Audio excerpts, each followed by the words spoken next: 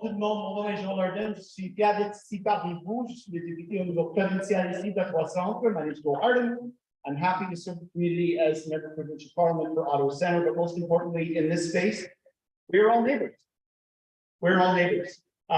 We are going to begin our evening discussion on food safety shortly, but I want to make sure we start tonight in a good way with two important reminders. First is that we're gathered today, honored to be gathered today on the unceded and unceded territory of Anishinaabe Algonquin peoples, whose friendship sustains us, who have taught us already so much, and we have so much to learn. So I want to take this public opportunity to thank people like Albert Dumont, Claudia Commanda, so many other teachers, healers, educators in our community who are doing important work every single day. And if we are going to have difficult conversations, passionate conversations, let us remember that's part of reconciliation, as Claudette and Albert and many others told us. So thank you for being here tonight, and let's do that in the spirit, a true spirit of reconciliation. The second thing I'm very happy to say is we have with us tonight, despite his very busy schedule, Mayor Mark Sutcliffe. We want to begin our session with some words. Mark, thank you so much for being here.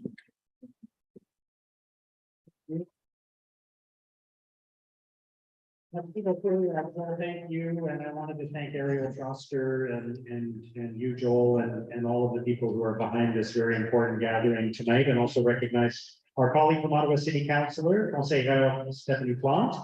Welcome, Stephanie. Look, I look around the room, first of all, and I see many familiar faces of people that I've known for many years who are deeply committed to our community and want to see Ottawa and especially Centretown do well. And I know, this turnout is just one example. I hear feedback, as I know Ariel does and Stephanie does, regularly from the community about the concerns about what's changing, what's happening in our city. And I say many times, as a lifelong resident of Ottawa, I was born in Ottawa, I grew up not far from here. This is not the city that I was born in, that I grew up in. It's changed a lot. Many of those changes have been for the better. And we have a lot to be proud of as a community. We have a lot to be excited about in our future. So there is much to be happy about in our city, but some of the changes that we've experienced over the last few years are that we're facing much greater challenges. And that's why we're here tonight, is to talk about those challenges. And so, I know all of you witness that every day in your work and in your travels as members of this community. I witness it. I hear feedback from the community about it all the time. So this is important work. We are facing challenges as a community. They're not dissimilar from many of the challenges that people are facing in other communities throughout Canada, throughout North America, and even around the world. But in some ways, they are unique to Ottawa. There are nuances to the challenges in Ottawa that are specific to our city and to the neighborhood in Centretown. And so we must tackle them with the best lessons from other communities, but also with a special Ottawa focus.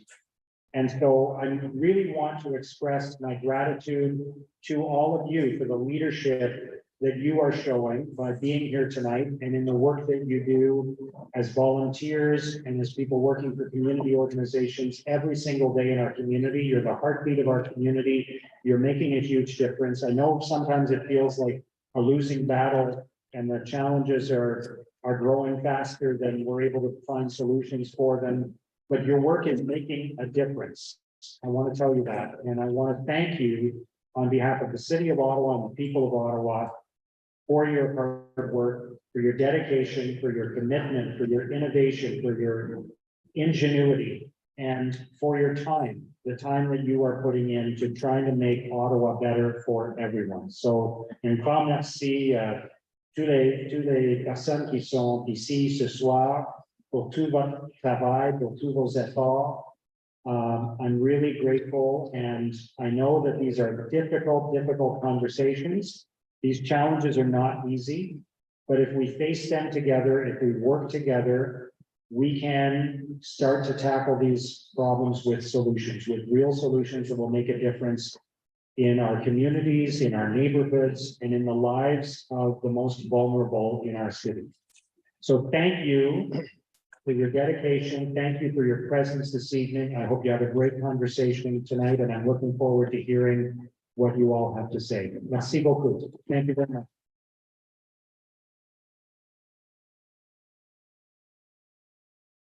Okay, we're going to get underway shortly, but I forgot to thank somebody who's very important for the success of the meeting. A couple of little added notes here. One, hands up if you've been to the amazing Aladdin Bakery and Cafe. There are many different places you can go. You can go to Carlin, you can go to Townhall, but Mohammed Farhat and team are responsible for the yummy food that you're eating tonight. They're made with talented hands. Thank you a million times, Mohammed, and that amazing team. Thanks to the Lebanese community.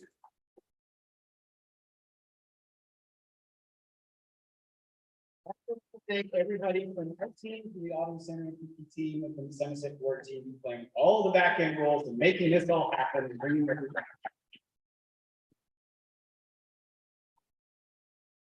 Somerset West Community Association, it's Ben here, Centertown Community Association, Michelle is here, Carlington Community Health Center, Center Sound Citizens, CCA, all of the community organizations that promoted this event, thank you. Because the greatest thing about Ottawa, regardless of what we're up against, is we always show up. We always show up, even when it's hard. So thank you for continuing that tradition. I'm going to take a seat now. And there we go. And introduce our first panelists. We've got some panelists tonight, just so you know what we're going to be dealing with. We're going to be feeding from the front a little bit with some about 5 to 6 minutes per speaker up here. And then it's going to be an opportunity for you to engage with what you do. And then there's going to be a dialogue back and forth, and we're enlisting the help of Tess Franklin from Ariel's team, and we're going to have a conversation. And what is the conversation about? The conversation is about community safety, the safety of all of our neighbors, all of our businesses, of people who are struggling, of people who are right on the cusp of struggling, and how do we make our communities safe and how do we make them strong, given what we're facing right now. That's the conversation. So I want to begin by thanking Michael Walk for joining us as a business owner of Wallach's Art Studio. Very famous business, in fact, right in the heart of our city in Centertown. And Michael, I'm going to pass it over to you for the first thought. Was it going to go to you first? See, I need anything else. Oh, I am not Michael Wallach. You're not Hi. Michael Wallach. I'm not. I thought I would say a few things first. For those who don't know me, I'm Ariel Troster. I'm the city councillor here in Somerset Ward. So I was just going to say a few things before we went to the panel.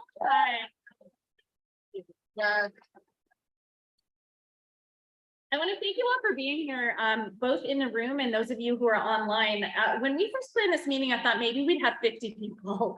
And as of this morning, we had almost 400 people registered, either here or online. So that is a sign of community. This is a community that cares about the health of Centertown and the security of all of our neighbors. So thank you so much for being here. I thought I'd tell you a little bit about the kinds of calls and emails that we get in my office, other than snow clearing and potholes, because that's a whole other category. But beyond the snow clearing and the potholes, there's two really critical types of emails we get. Number one is, help me, I'm about to lose my housing tomorrow. And you would be shocked how many times we get that call or that email. I'm about to be evicted, I have nowhere to go. I need help for my family member and they have nowhere to go. So that encompasses quite a huge amount of the work that my staff does with all of the local community partners that are in this room to try to help people navigate systems which frankly are not meeting the needs of our community. That's very, very clear, but we do our best. We've had some success. And we got a lot of calls and emails from people like many of you who are noticing that our neighborhood is changing, who say they feel unsafe. They're noticing open drug use, aggressive behavior from people who are clearly struggling with addiction, mental health, or homelessness. So my staff and I, as I said, we spent countless hours trying to find housing and resources for our most vulnerable neighbors. And while we've had some success, I keep saying that what we're seeing is the endpoint of decades of systemic policy failure. And here we are now.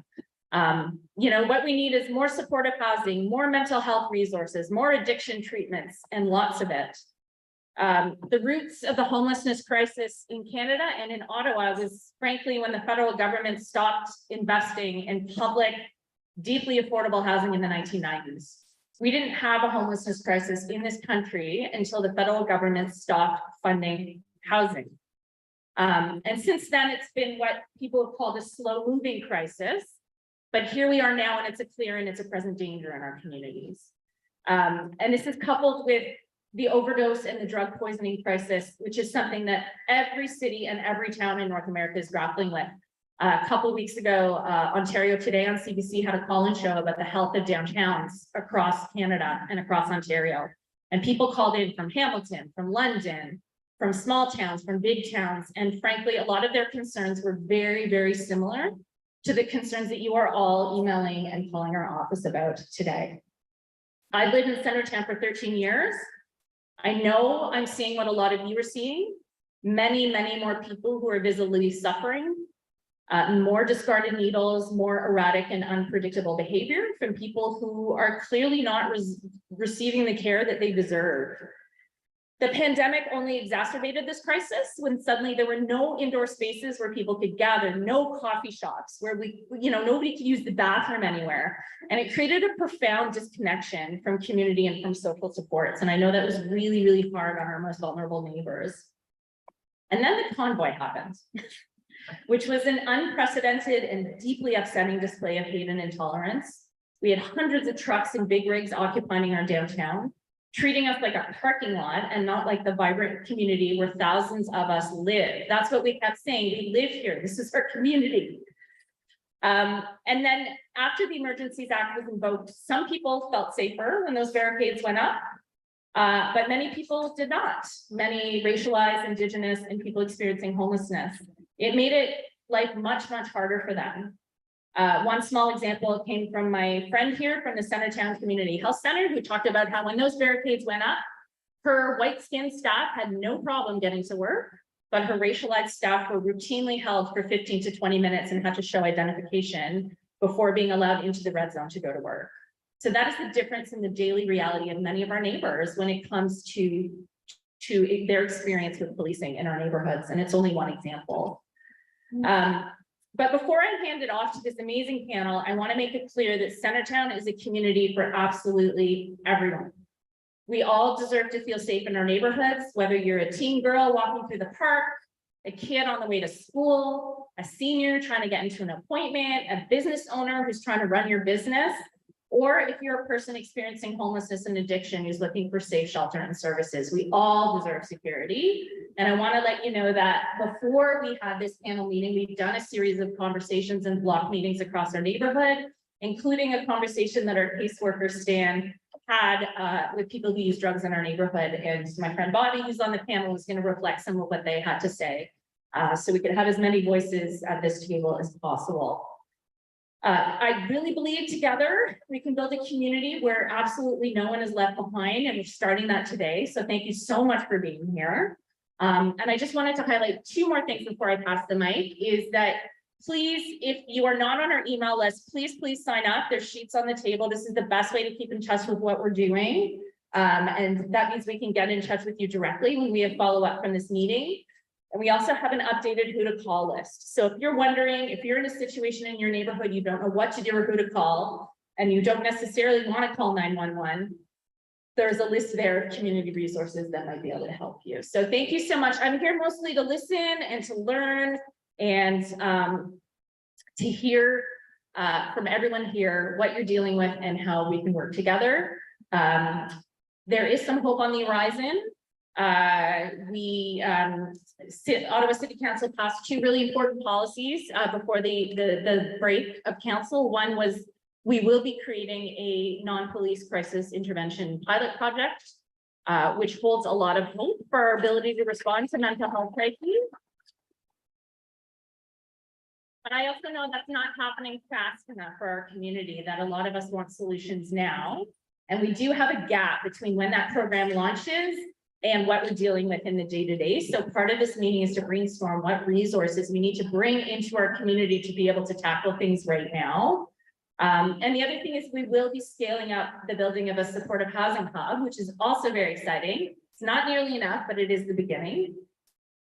And you know, something that I say all the time is, yeah, I have a dream of radicalizing all of us around municipal finance reform. It sounds really nerdy, but the reality is that cities are really struggling with the loss of revenue, and we have to go begging, cap in hand, every time we have a major crisis that we're dealing with, whether it's a natural disaster or the homelessness and addiction crises in our community, begging the federal and the provincial government to give us the tax revenue to help us solve these problems.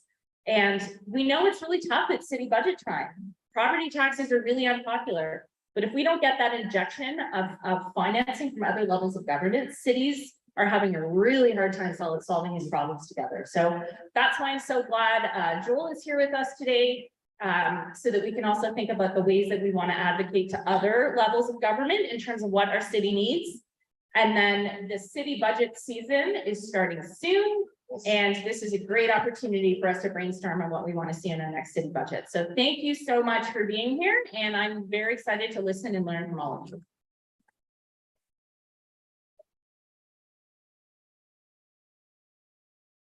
Merci, Ariel. Thank you, Ariel. And I'm sorry I'm not correctly reading these notes that these lovely people prepare for. Michael Wall.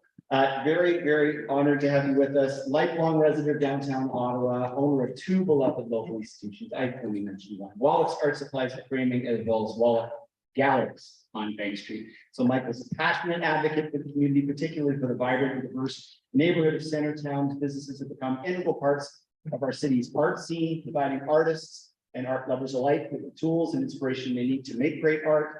Thank you for joining us for this conversation. Thank you. Thank you. Just a quick clarification, and some questions were emailed to me before I prepared some. Just going to address those, yeah. Just address the questions, okay, you can set the timer and cut me off. I can remember, okay. Thank you. First, I just want to also add, I am also the chair of the Centertown BIA, which is formerly known as the Bank Street BIA. And with being a part of the BIA, a lot of information goes into the BIA from business owners and residents, and also directly to me. So I hear a lot, see a lot, and we talk a lot about what can a BIA do and what should a BIA be doing. And Ariel has been a part of that, which has been great. So the first question that I was asked to prepare for, what are you seeing from your vantage point in Centertown? What have you seen change over the last few years? So first, on the business side, the business community and the store owners of downtown have been working hard to navigate all the challenges. There's been a lot of challenges over the past few years. And I hate to say it, well, some businesses may be doing okay. I don't believe the vast majority of businesses downtown Ottawa are doing okay. Just the other night, I was on Somerset, told by one restaurant owner, business sucks, doesn't know if he's going to make it. Told by another one, they had their worst July since they've opened pre-pandemic. So I think that I've heard it from many others. I went to a meeting, there were some business owners saying they can't pay themselves right now. So small business owners, these are small stores, these are the small stores that you will shop at that provide services. But something that's great about a lot of these business owners is they see the security issue and the issues that are happening, and they want to be a part of the solution. I think everybody has to deal with it, and they're super compassionate. Business owners are they're some of the best people that I have ever met. They just want to be a part of a solution. Numbers that I've seen, 45 to 50% less visitors downtown. That's huge. We're often told to focus on the local citizens, the residents, but we always have been, and the other 40 and 50%. So it's not quite enough to cover. When it comes to the issue and the topic tonight, what am I seeing? What am I hearing? It's an increase in aggression and violence. There is a clear increase in the number of people who are struggling downtown and the conflict that is happening because of that. When you talk to a business owner, they'll have a bunch of different stories and you hear something different all the time. And I think many of us walk a fine line because we want to talk about it and we want to be heard, but we also don't want to paint a really bad picture of downtown and scare people away. So we're caught in this area where we're always trying to navigate. So I prepared tonight just a list of some things that a small business owner could deal with in any week. And I've dealt with most of these. So it could be your windows being smashed, which can cost anywhere from $4,000, can cost up to $4,000 to $5,000, depending on how many windows they get and how big they are. It's happened to me twice this year. Last year, my front doors got smashed down. theft of product and belongings. It's incredible how much stuff we lose on a monthly basis, and I hear this from others. And I see in group chats, people talking about how it's happening to them. There's definitely an increase of fear amongst staff who have to work in situations where someone comes in and you don't want to be judgmental. And we always tell our staff, be as compassionate as you can be. But when somebody walks in and they're not on their game, there's something wrong, there's something off, that's fear, and you don't want to deal with it. And I'm sure you've heard many retail stores have hands-off policies, and we have a hands-off policy, but that doesn't mean it won't escalate. It doesn't mean that something will go wrong. People overdosing and going unconscious in our entranceway and in other store entranceway is a weekly, daily occurrence. I've called 911 maybe 3 or 4 times in the last 30 days alone. Somebody on Friday, it's still in my recent calls, was just passed out in the middle of the street. And I think everybody's become so numb to it. People were just stepping over him. I'm not numb to it. I'm happy to hear that. Thank you. I'm happy to hear that. I think it's heartbreaking. And, when you live and work downtown, as many of us do, and you have to see this every day, it's heartbreaking. Garbage, needles, pipes, bottles, human feces. That's something that we have to clean up regularly. I heard from another small business owner down the street closer to the highway that every night drug dealers took over her front entrance. It's reported often. She now opens an hour later because she has to clean up every day. Gotta get those people houses. Like, what's the problem? Yeah. Let's get them houses. We got buildings with nobody in them. We got all this office space. Yeah. Well, you've got the right voice, you've got the right ears, you've got the right ears, you've got the right ears, so. So, yeah, like I said, I don't think business owners want to stand here and talk about how bad things are. I think we want to talk about solutions that can be put forward, and many business owners, I think, have solutions, and you've attended meetings where everybody is solution oriented and focused. So the next question was, what's helping and what's working, what's not working? I'm currently not aware of anything in Centertown that's being implemented to fix things. I'm not fully aware. I know that there are good organizations that are helping, but some of those organizations have also lost funding and they're not able to step up the way they used to. Sorry, this is very heavy because this is an issue that we deal with a lot. At this point, the BIA has been evaluating what kind of security measures that they can bring and help. And I don't feel that that's something that a BIA should have to take care of. The BIA should be marketing and promoting the area. We should be making it more beautiful, making it more fun. That should be our focus. And I really believe that these security issues and working with the unsheltered and mental health, that's a government level task. So what would I like to see happen to make things better? Do I have 1 minute? Of course. So I would like to see community engagement and professionals experienced in working in mental health and addiction and violence. I feel like often we have a lot of people helping and commenting that are not experiencing this, as we saw the other week. I've heard that the community engagement team that's assembled in the Byron Market, there's currently one now, something similar to that here. Someone who can go around and be an ambassador to the unsheltered and help them. The pilot project that you proposed, I think, is a great start, but it's happening too long in the future and it's only happening in the market. I believe the business owners want to be a part of the solution, but we can't be the fallback. And I say we're often the fallback because I believe that business owners were often the first point of contact. Many times when somebody unsheltered is having an issue, they're coming into the business looking for help. We often call an ambulance for them. And at the same time, when someone is unfortunately a victim of aggression and violence, we also become a safe haven. I truly believe there needs to be more established leadership on this issue. A group of people to coordinate efforts at a higher level. There needs to be cross-city solution with a vision, something like think of the fire department, but for mental health and addiction. I think that's all I have to say.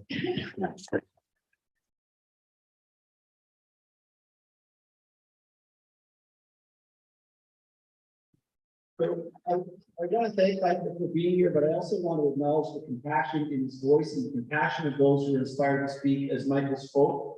I also want to acknowledge my friends from the Chinatown Business Association. We're here for Peter Stone, and we feel this, and we want to talk, but we feel stuck. Is that fair? So you talked about needing an ambassador to those who are unhappy. Well, not to put too much pressure on my friend Bobby J.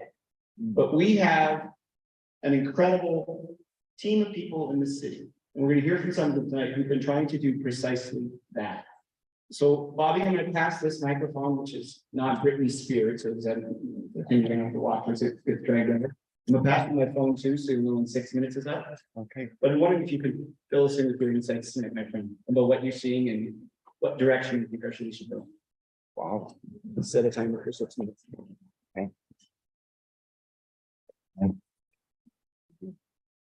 Well, first, thank you for inviting me to sit here at City Hall and speak to everybody. And I was asked to come to represent a group of friends of mine, Opal. We're the guys that opened those tents way back when folks were dying. And I want to clear something up first, before I can speak for Opal. Normally what we would do is we would get together and we would ground ourselves. And then we would make a collective decision if we wanted to attend a meeting, such as a safety committee meeting. And chances are, I have a feeling that a lot of our members wouldn't attend. And to be honest, oh, sorry, can you hear me now? To be honest with you, I was a little bit hesitant when I was asked to be here tonight as well.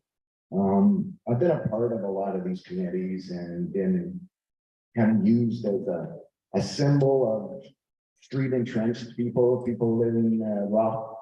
And it's been quite a while since I've lived on the streets. I have to be clear about that. It's I'm in geared income housing. I live in the Somerset West ward, and I've been there for quite a few years now, and I have lots of support. And some amazing harm reduction workers got me on this path. And that's where I began. So I just want to clear that up. I'm here for me tonight. I believe that if I want other people to understand what's happening out there, then I have to be willing to understand their side of it. So just sitting up here, there's an officer here. So for me to sit with an officer in front of everybody at City Hall, it's not great for me and my street cred out there. But it doesn't matter to me anymore, my street cred. Even though it mattered my whole life, I've witnessed too much in these past 4, 6 years, 5 years in Somerset West, because that's where I had most of my focus was in that area. I've seen too much, and you don't want to hear what I've seen, what I've witnessed, what I listen to on a daily basis, the suffering, the neglect. Yeah. I don't want to go into details, but I know you've all witnessed to some level or had some experience, but I can tell you this, when you see it and you hear it on a daily basis and you're exposed to it, it's really hard to sit in a place where they talk about safety for all. So when I asked safety for whom, and they said for everybody, my first thought is everybody's not dying. Right? Everybody's not laying out in the alleyway.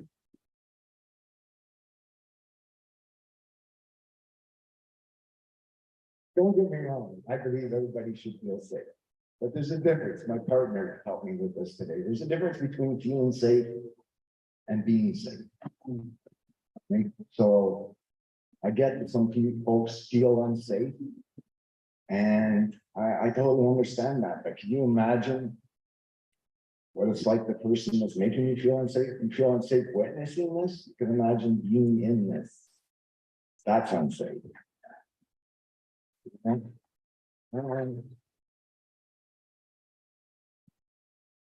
A lot of times, even tonight, I've heard us talk about budget financing, trying to implement a pilot project. I don't believe that we're going to fix this with a budget. A few people are going to get mad at me here and there. I don't believe it's going to be funded. I believe it's going to be us turning out like we did tonight and making a decision. Yeah. I just watched these folks in Toronto. I don't know if you watch the news, you shouldn't, but I did. And I saw this church and they got pissed off and they decided to help all these newcomers to Canada and say, you don't want to sleep out front of this. Come on, we'll put you in a church, 200 people. Took them a few days. Right? When we decided that we didn't want to watch people die in our community and overdose without anybody supervising them. It took us a few days to set up the tents. That's right. All it takes is political will. It takes people that want to make change. People that realize that you can't talk about budget and funding in the same sentence you talk about humanity and human beings. The two don't go together. One more thing. How's my 6 minutes? Because I'm rolling here. You're good. Go. You're good. Another- You've got another minute. You're good. Another thing, when we talk about time, we got to fix this. It's getting bad. It's been getting bad for 20 years. We've been telling it's getting bad. It's going to be bad. It's going to get real bad. It's bad. It's going to take us a long time to fix it. When I go out and I sit with somebody in crisis, and I do that every day, I sit with somebody who's having a meltdown, as I call it. I expect to be there for at least an hour and a half. Now, can you imagine if we called police, go and do that job? They're going to sit there for an hour and a half. They're going to have backup. They're going to have other services there to support them. What are we looking at here? This is crazy. And we're seeing this over and over and over again. I heard this. I love bullets, by the way. I collect a lot of art supplies from bullets. I love it. That here we are doing this job ourselves anyway. Like, we need to organize, I think. And I think that organizing starts right here, right now. And there's my 6 minutes. Thank you.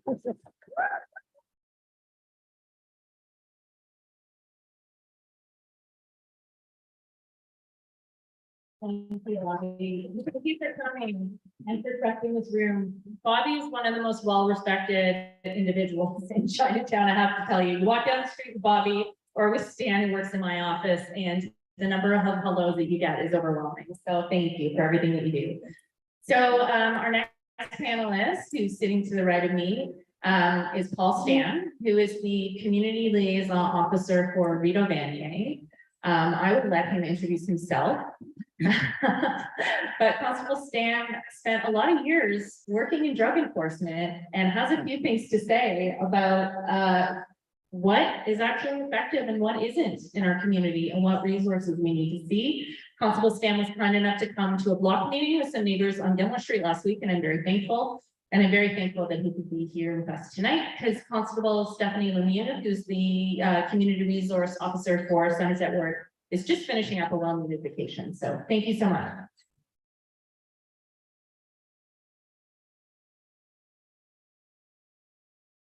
Thank you very much for the introduction, Ariel, and thanks so much for having me here. Honored to be here. Those are hard words to follow. It's quite powerful, and thank you for those words, Bobby. So yeah, as Ariel said, I'm the community police officer for Byward, Lower Town, and Sandy Hill. Keep on the police. Thank you.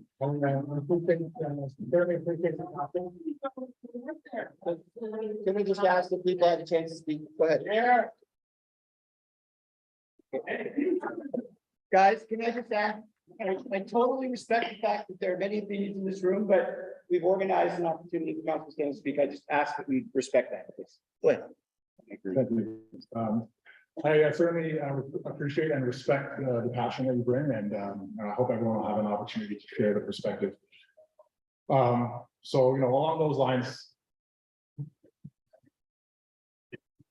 I do this job as a community officer by choice. I'm here by choice. I'm in this specific area of the city by choice, because I believe that the police can be an incredibly powerful ally and resource to help solve this problem.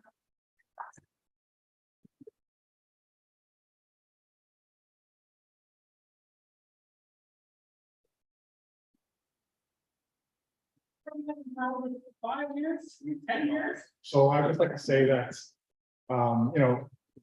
obviously, as police, our primary function is law enforcement. But we are also responsible for crime prevention, for risk intervention, and for community development. And I'm happy to see that those priorities are now reflected in the community safety and well-being framework that is mandated by law and enshrined in the new Comprehensive Police Services Act as of 2019. And every municipality, and every police service has those priorities as part of their mandate.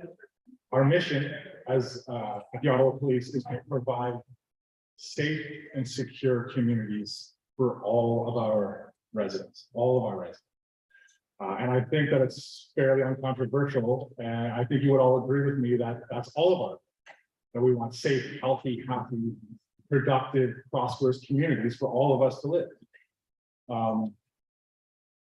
And so, you know, what we've been seeing is a deterioration of the situation in terms of safety and security on the street. We're seeing an escalation of sort of social disorder offenses. And what comes along with that is increased community perceptions of fear. And that's not just amongst our residents and our businesses, it's amongst our street involved community as well. And I'm out every week on the ground, walking around in my area, and I speak with folks and I hear the fear. And that is absolutely something that as Ottawa Police we take very seriously. It's a priority for us, again, to provide safe, secure communities for all of our residents. So, you know, I've only been in this role since January, to be quite frank. And before that, as Ariel referred, I spent 5 years in a more direct law enforcement approach. And I want to be very clear that there is a criminal element at work out on the streets. And this is a criminal element that is made of predators who prey on our communities. They victimize our communities. And the people who are most victimized are the folks who are street involved, are the folks who don't have homes, who are the folks who are most vulnerable.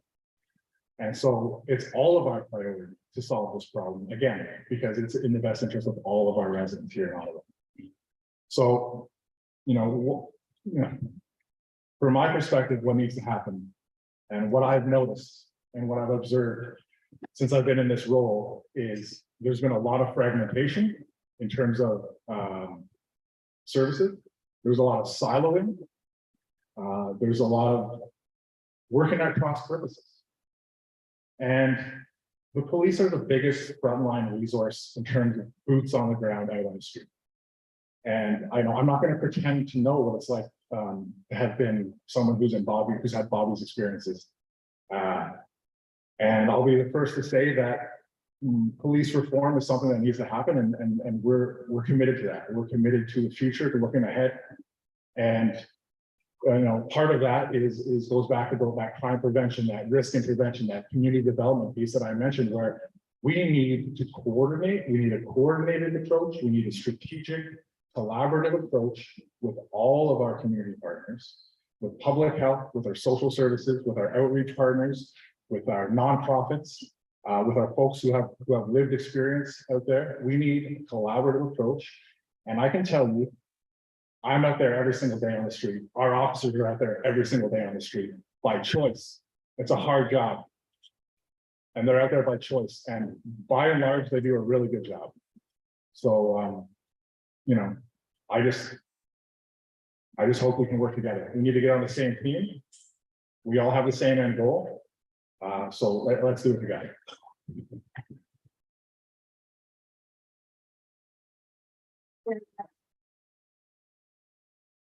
I want to be really clear. I mean, any of you who have heard me speak at City Council or any of the pieces that I've written for the Ottawa Citizen, I am invested in upstream community-based solutions because we know that investing in community is what prevents crime. We know that people, when they're taken care of, do better. There's a band that some of us listen to that have a song, and they have a lyric that says, "We all do well when we all do well." And right now, there's some folks who are not doing well. And so what we're seeing is an increase in crimes of desperation. We're seeing a real falling apart of a certain social fabric because, right now, who knows what the average cost of a one-bedroom apartment is in Ottawa right now?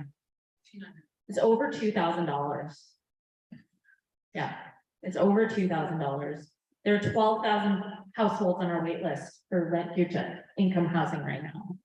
And food inflation is through the roof. All of our food banks are seeing numbers like they've never, ever seen before. So this is the context that all of this is happening in. And so what was a slow moving emergency is now at a crisis point. And so, you know, we will be building an alternative to calling police for someone who's in crisis and perhaps unwell, who needs food, who needs mental health support, who needs addiction support. And I'm deeply committed to that. But between now and then, 911 is the number that people call.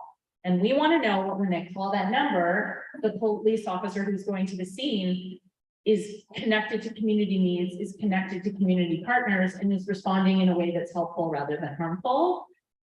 And as we build alternatives that will take the workload away from police to be doing work that is not necessarily policing work. But we've underinvested our social services so much that police officers on the front line are doing mental health work that mental health workers should be doing, right? I think that's something we all know. So anyway, I am absolutely thrilled to have Don Lyons with us from Somerset West Community Health Center. So I just have to say our community health centers do such incredible work in our city. Don heads up the harm reduction program and then among many others, and is going to speak to us about some of the things she's seeing in the community and also some of the solutions that are coming out of the community health centers right now. Thanks, Don.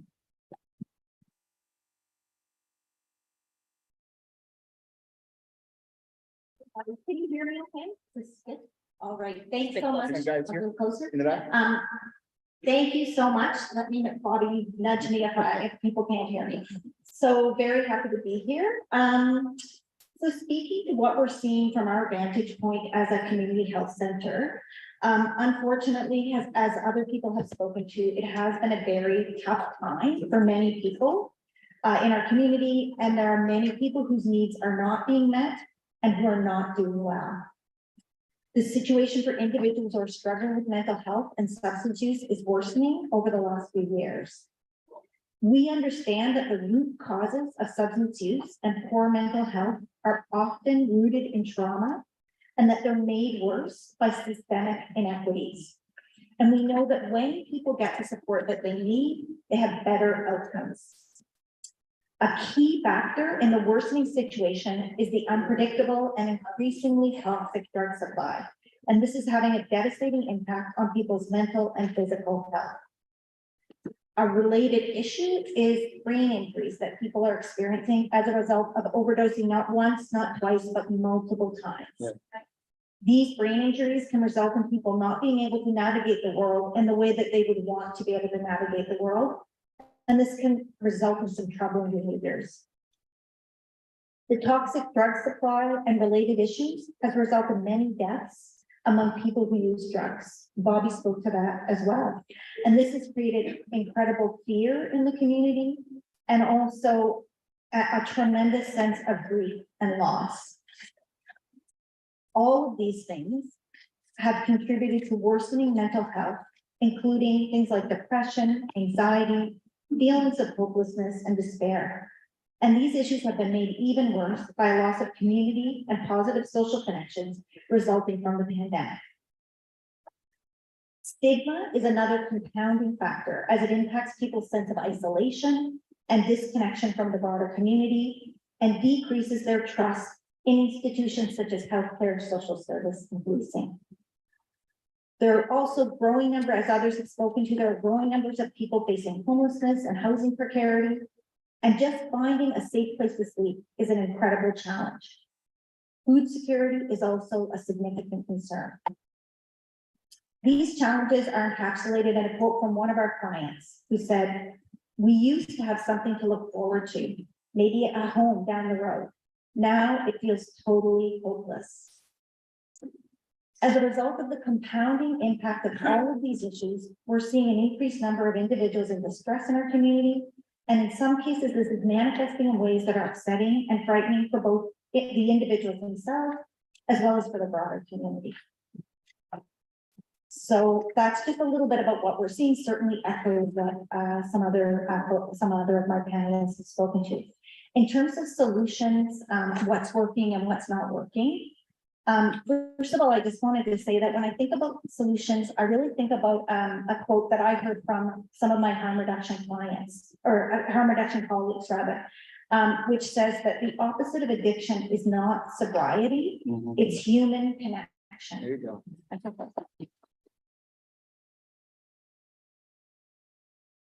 I also think about a recent article that I read in the Global Mail, and it was called "The Crisis of Neglect: How Society Can Help Those with Mental Illness."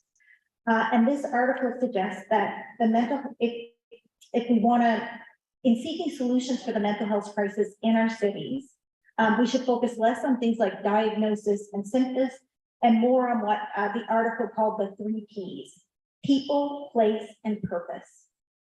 In other words, we need to focus on providing social support, housing, food, and things that help people to prosper and give them something to live for. Building on these ideas, we need to find solutions that address systemic barriers and root causes, and that are informed by those with lived experience. Ariel mentioned this. We at Somerset West worked with Ariel's office recently to hold a focus group with people who use drugs to ask them for their thoughts on what solutions might be. Some of their recommendations included the need for safe and supportive housing, the need for access to welcoming spaces and opportunities to build community, the need for more peer programming to give those with lived experience an opportunity to have a meaningful voice, the need for increased access to appropriate healthcare, including initiatives like safe supply and supervised consumption, including more access to services overnight, which is a significant gap in our community at this time, and the need for understanding from the broader community about the realities that they're facing.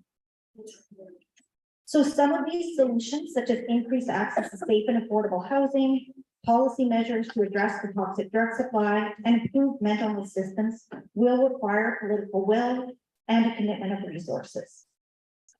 Other solutions could be implemented more quickly by expanding on existing services. For example, offering drop-in and harm reduction services overnight, and also by building on existing promising practices. One example of a promising practice that I want to mention is our who to call list, which is on, I think, some of the tables. If not, it's available at the back of the room, as well as our crisis outreach team.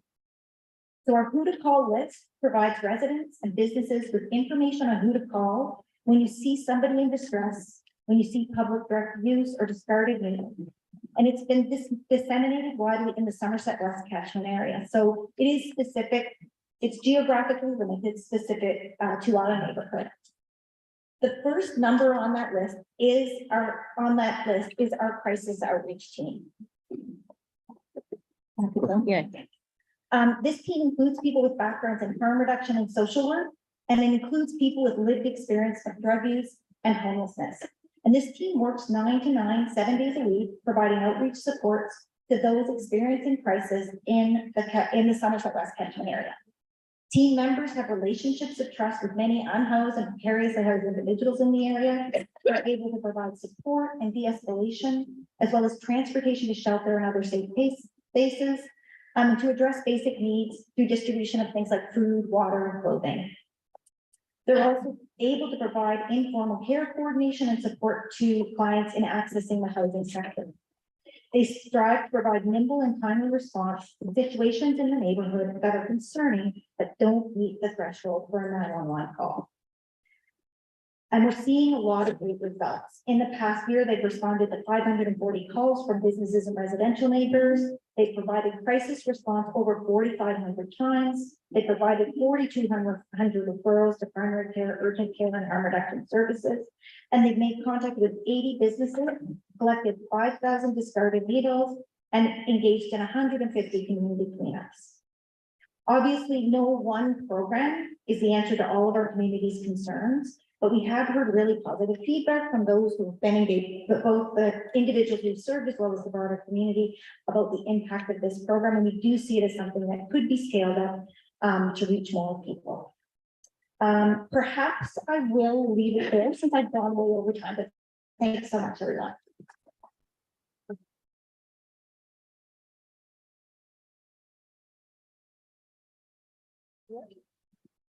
All right, well, thank you, first of all.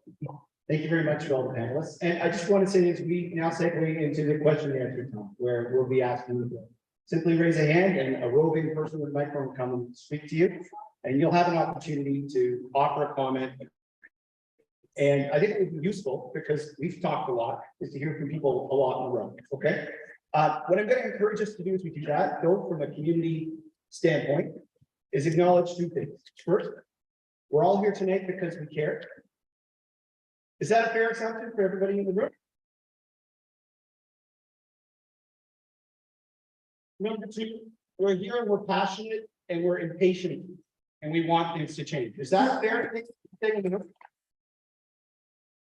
And the last thing I'm going to say before asking for Tessa's help, Austin's help, pardon me, thank you, Austin, is as much as possible when one is making a passionate point, if we could refrain from the yous and just talk about what I think.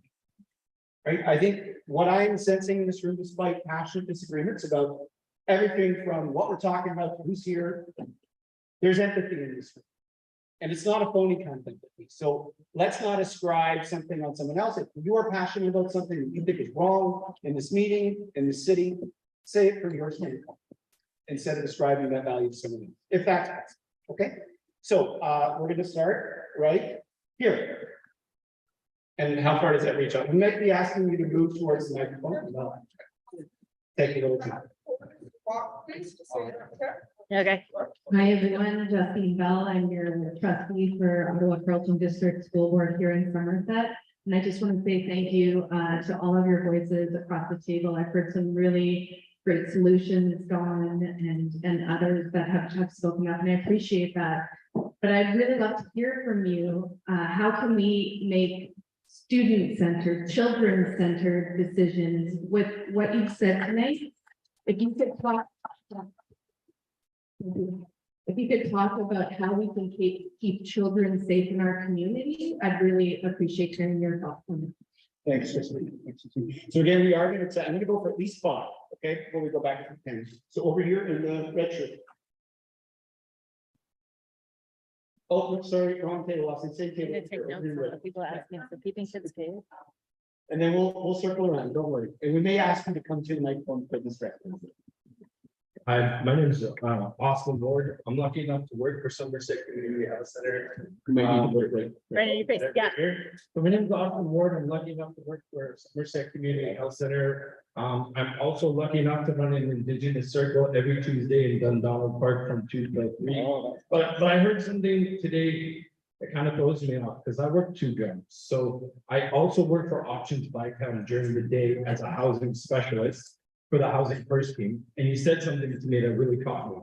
You said the average market rent in Ottawa is $2,000, right?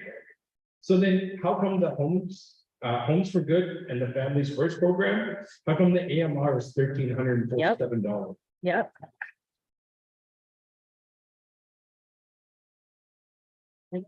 It just kind of throws me off because my job during the daytime is to house people living around, people who are homeless.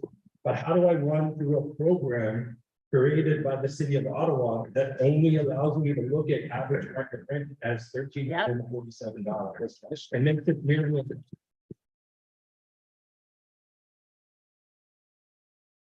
Okay. Awesome, can I get your help? Thank you for letting me share. Thank you.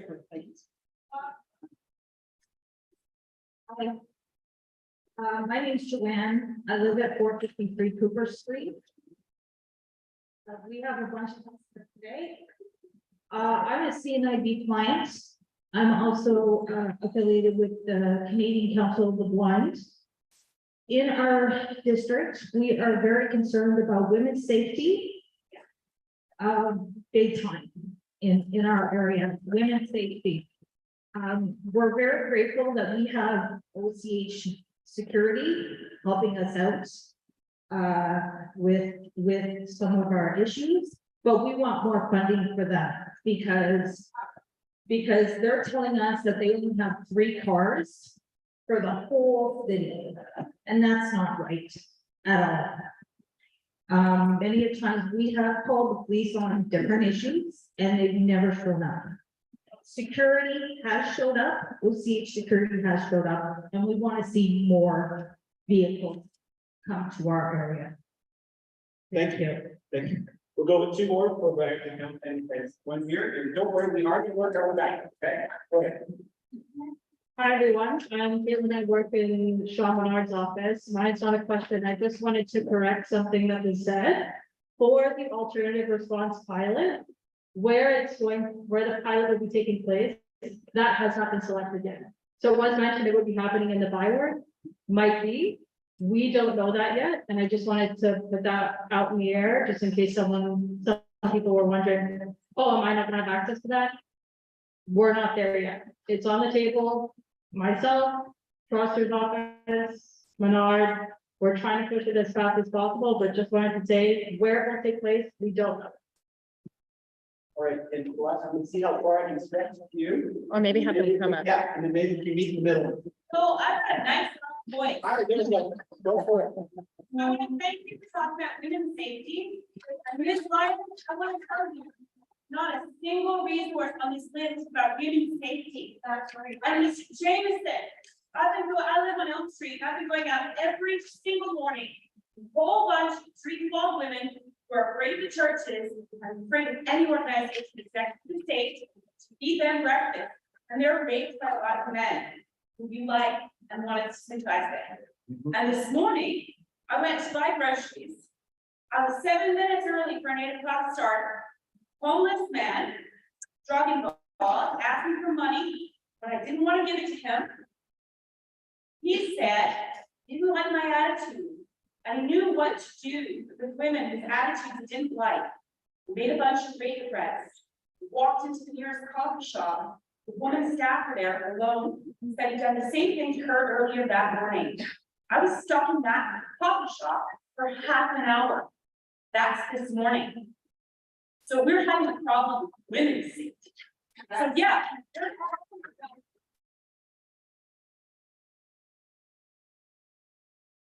Don't give me street involved. I left home at 15 and found a way to counselor while I worked my way through UT. I've been an aid worker in Bosnia and Kosovo. I taught in the University of Detroit. I survived cancer twice. As a solo mom, not getting child support, raising a little girl who is not white in this neighborhood. I don't need to hear of the sob stories of the people who are causing the rape threats. I need to know what you have to do. And I'm going to tell you a couple of the things I've done this summer. Because the strategy is to wait 30 years until we can get money for affordable housing. It's not that. A lot of middle class people like me have put over $250,000 for rental houses paying rent. What we need is a vendor buyback mortgage strategy for those of us who could end up with capital, for the capital we've already put in. That's one lever. Two, there's an solution. I've built 6 minimum viable homes, bicycle campers, with small footprints that can be moved around to places where you feel safe. And I've got bike shops all over town giving me supplies in quantity pallets. Well, we are working to get particularly women and particularly indigenous women houses they can pull around themselves to parts of the fucking riverfront where they don't feel like they're going to be raped at night. By the people we're supposed to sympathize with and understand. Don't actually. And I've had friends die of overdoses, and I've had friends give drugs, and I do not support government funded safe injection sites. Don't. And part of the reason why I don't is Carolyn Bennett, the minister responsible for that, was my doctor when I was a teenager, and she used a Paxil on private school drugs. Before that was allowed for 18-year-old kids, she had a big pharma solution, dark empath idea. Can I just ask this? Right? I'll wrap it up. You've got a big stakes in the head problem in the federal government with that particular minister's strategy. And we've got a problem at a street level where we are enabling men who are doing violence when an awful lot of the unhoused are never violent. They're never violent. Thank you. So I'm gonna cut back some camera. For the remainder of the conference, we're gonna make, again, not specific to this particular interaction, it's specific to the whole event. But we avoid new statements, please. Because as I said at the beginning, you're all here because we care. Is there anybody in this room that doesn't want our community to be more safe? Okay, so let's make that assumption when we're having this conversation, okay? From here on, please. I'm just gonna pass it over here to have some reaction, Emily, and I'll go to you. Go ahead. Give her a mic. Can you get the mic? Give her a mic. That's my girlfriend. She's gonna yell. So hi, everyone. My condolences to the person who just spoke his name. I don't know. My name's Sasha. Sasha, nice to meet you. I'm Emily. So I'm Robert Davison's partner. We've been together for 6 years. I'm also a PhD student in the criminology department at the University of Ottawa. And I feel the need to go into some of this comments. Okay, can we just not do the you statements? Absolutely. Okay. So to suggest that Robert Jameson is sympathizing with rapists on the street is that he does, and also face more danger from men in suits than I have men on the street.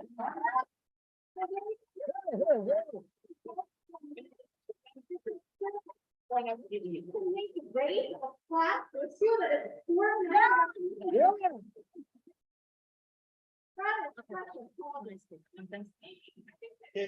Okay,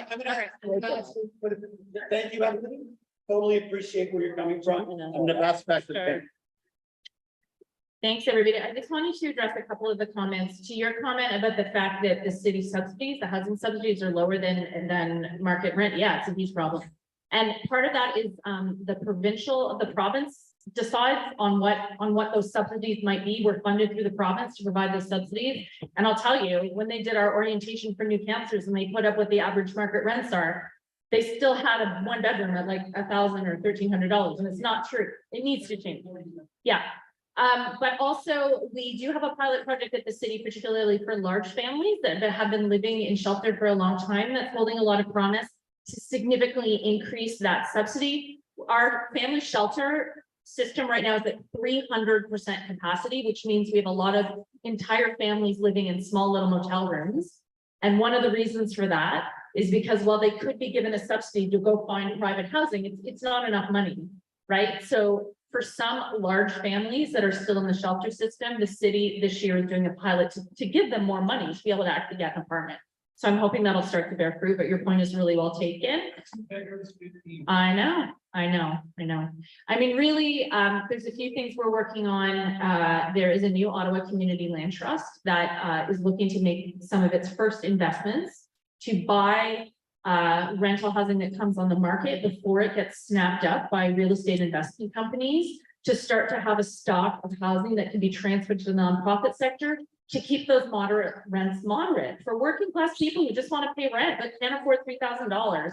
I think that holds a lot of promise. It's something I've been advocating for. There's a number of land trusts across Canada, including in BC and the Parkdale Land Trust in Toronto, and they're having a lot of success. So there's a little bit of hope there. And to the issue of women's safety, your point is well heard. Right now, if we have high acuity women who need to go into shelter in Ottawa, and there are no beds in domestic violence shelters, and there's no beds at Cornerstone Housing for Women, the only place that they can go is Shepherds of Good Hope, and many will not go because it's a frightening environment for them, because it's a mixed gender, high acuity situation. We absolutely have a lack of shelter spaces for women in the city and a lack of housing.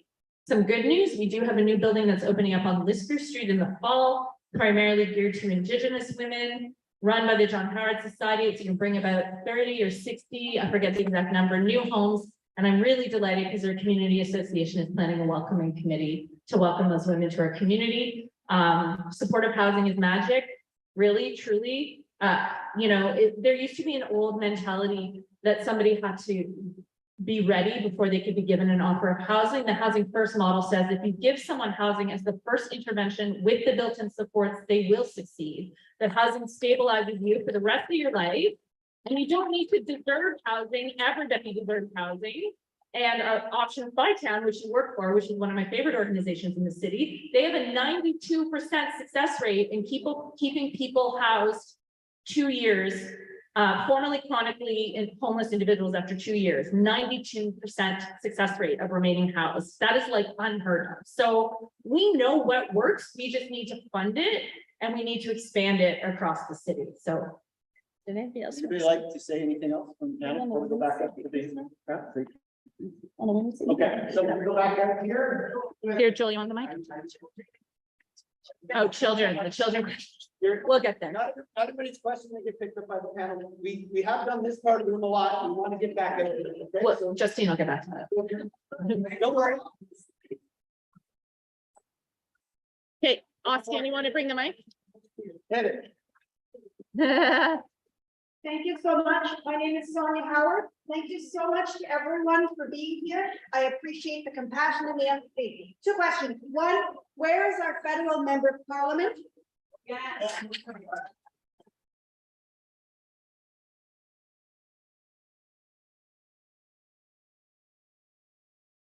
2, could we look to, and we are, to other jurisdictions like Winnipeg, their public library right downtown, because my mom and my brother have both been straight involved at various points in our lives. I'm Indigenous. They have finally got in the main branch of Winnipeg Public Library, 1 or 2 social workers who are there all the time, and that people know they can go and seek the support because it's a safe space. Maybe the cart has, you know, the horse is already out of the barn on this one.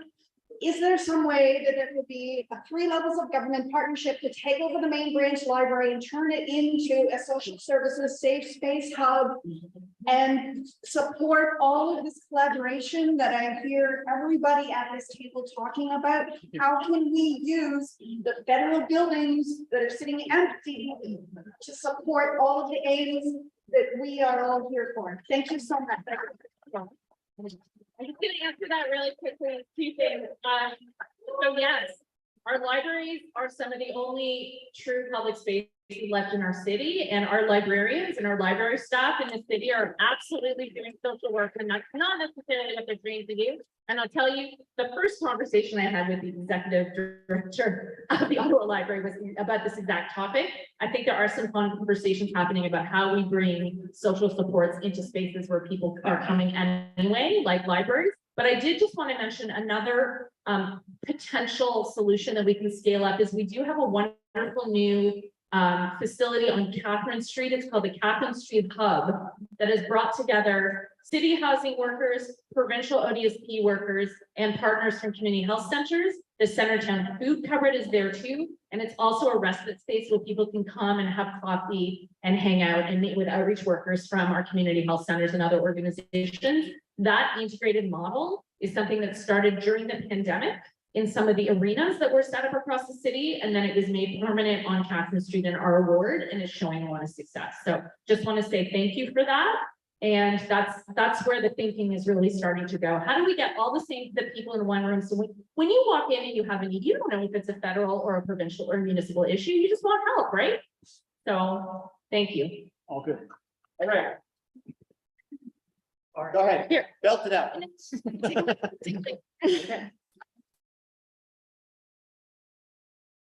Okay, I'm audible through the mask. I guess I'd just like to speak to my own experiences and identities as a trans woman of color. I'm Chinese and trans woman. You know, oftentimes I feel in conversations around community safety, alleviating homelessness, addiction, all of these things. We forget to talk about the fact that we need sort of clear and POC tailored solutions to a lot of these issues, you know, things that are culturally sensitive. Around, I believe, half or more of our homeless youth are queer here in Ottawa, and we need sort of tailored shelters because, you know, homophobia obviously is a problem. We need these queer youth who are in very vulnerable situations who need to get back up on their feet to have a safe space to go to in order to stay, in order to access social services. I think, you know, some folks have brought up the issue of women's violence or violence against women, women's safety. I think we also need to be talking about, you know, the safety of women who are unhoused, who are in those vulnerable situations, because when we're talking about homelessness, addiction, people who are vulnerable, you know, it's not just this sort of stereotypical sort of vision of like, like a homeless man with a great habit beard, like, there's nothing wrong with that.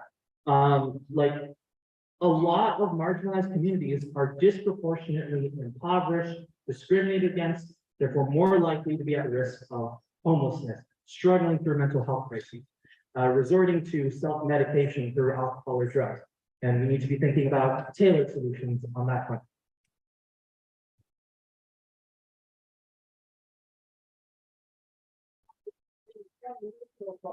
We have this connection, but I've also seen already that action will be very voice from end to end in the city, okay? So what I'm gonna do is give this to Ariel. Me. Not to speak, but just give it to Ariel, and I'm just gonna wander around where I stand before I'll follow, okay? This is me, but when you speak, you better do the opposite. Okay? There we go. Joel, I'm just concerned that our people who are watching on the screen won't hear.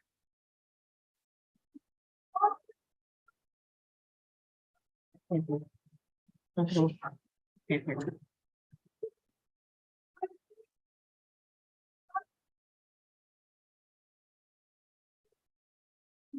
watch board.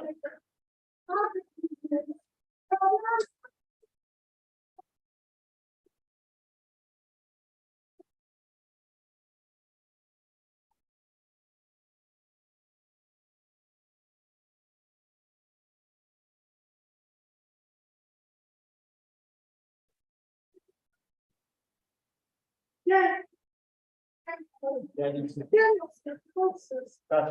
Thank you very much. Thank you.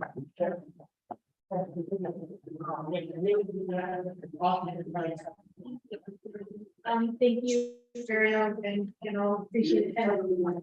Well, Luther? All right, perfect. Okay, so I've heard a lot of discussion about resourcing, and I was wondering, and so I have just two quick points. Is I understand that during the pandemic, the Ford government limited the rent increases. So now landlords can increase rents by any means, and I'm just wondering, Mr. Harden, if there's anything that the MPP is doing to try to bring that back. The second thing is, I don't know if this is provincial or if this is municipal, but the idea of socioeconomic benefits lead into these big builders, these big companies' interest in buying land and developing. I'm seeing a lot of condo buildings going up, but are they contributing into our community? Are they funding any programs? And I'm wondering if this could be something that's read into permits, read into like allowances and whatever happens in the business world. So I just want to leave those two ideas. I'm not going to editorialize on what my party proposes right now. That's not tonight.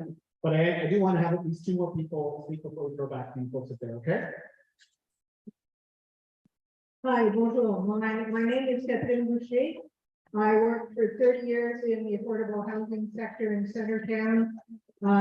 In years where in decades and decades of disinvestment by senior levels of government have brought us where we are to our knees on the housing file.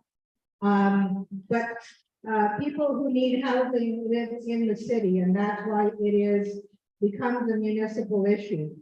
As a municipal issue, we have some solutions, not the big ticket items like housing, because that's like, what's your biggest expense? Your rent, your mortgage, okay? Like anybody, rich people, poor people, it's their biggest expense. We need the biggest government with the biggest pockets to solve that problem.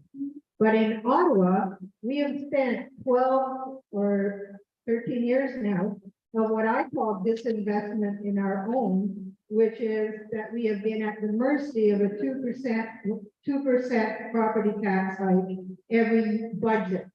And we cannot keep doing more with less. We are doing less with less. And I challenge everybody to go to the budget meetings and say, as I do every year, I want to pay more taxes to get the things that I want for my community.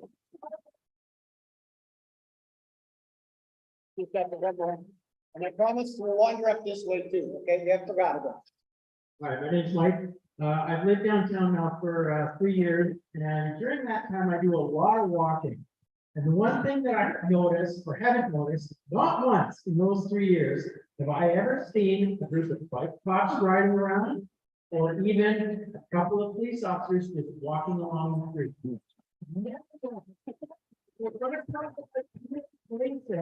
Community policing is not driving down Bank Street as fast as they can, ignoring everybody around them. Okay, we're gonna throw it back to the panel right now, and then we'll come back out, okay? So over to you. Okay, I'm gonna throw it over to Councilor Sam in a second to talk about the policing piece. The only thing I'll say is thank you, Catherine, for saying what I always know I want to say, and I'm not sure people are going to cheer, but seriously, when people come to my office and say, we need more resources for community services, I say, please, please come to city council and say that you're okay with paying a little bit more so that we all have more. It's really important. We're going to keep pushing up the chain to get federal and provincial money into cities. But at the end of the day, if we don't, as a city, make it as a priority, more people will continue to suffer. And it's a matter of priorities. And I believe that we can change the priorities of this city if we work together. So thank you. And now I will ask it over to Paul. We gotta do politics though, we gotta have these discussions more often. Yep. You know, it's like, we can't just work together, clearly there are disagreements, it's not that simple. You know, you can- Okay. Go ahead. Okay, so you see that? Yeah, so, thank you for your.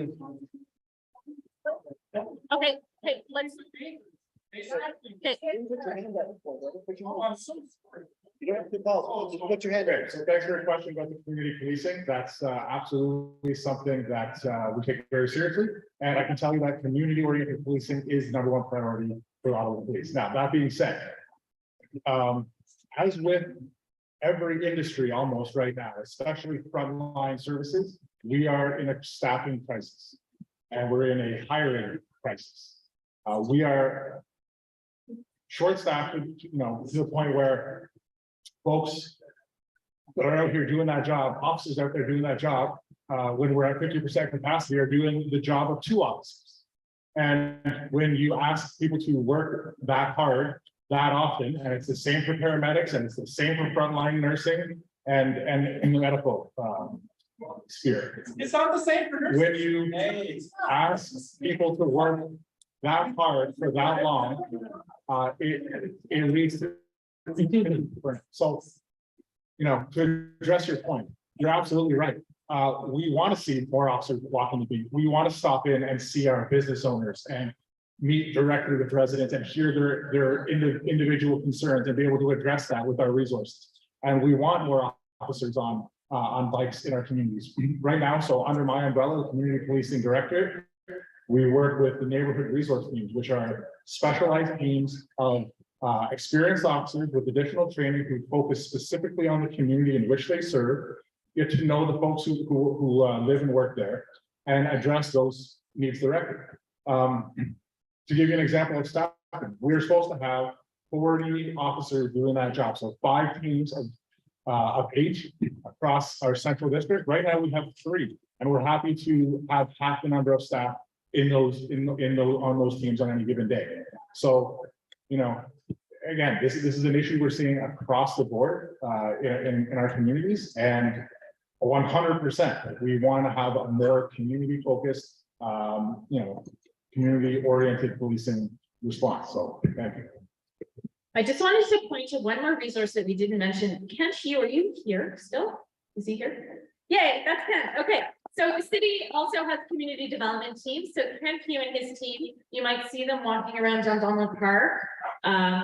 There's one of his colleagues has a lovely German Shepherd dog, who's actually like a therapy dog who comes. Anyway, the community development team have been really wonderful too when businesses have had specific security concerns, and also kind of helping with that sort of day-to-day interaction. So that is a non-police alternative for people who are looking for that kind of connection. And also, I can't speak for the BIA, but I know the Centertown BIA is having a conversation about potentially starting some sort of community ambassador program, which would be a connection between businesses and social services, just to help folks on a day-to-day basis. It is challenging. And what I continue to say is we want police to be able to do the job that they're best at And we want people who are not police, who are experts in mental health and addiction and homelessness and all of these other crises. We want to be able to scale up that response so that they can be doing that crucial work, which is what they're trained for. But right now, when we've underfunded one at the expense of the other, we have officers who are trying to do multiple jobs that might not need to be in their job description if we had another alternative system in place. So that is where a lot of my focus has been.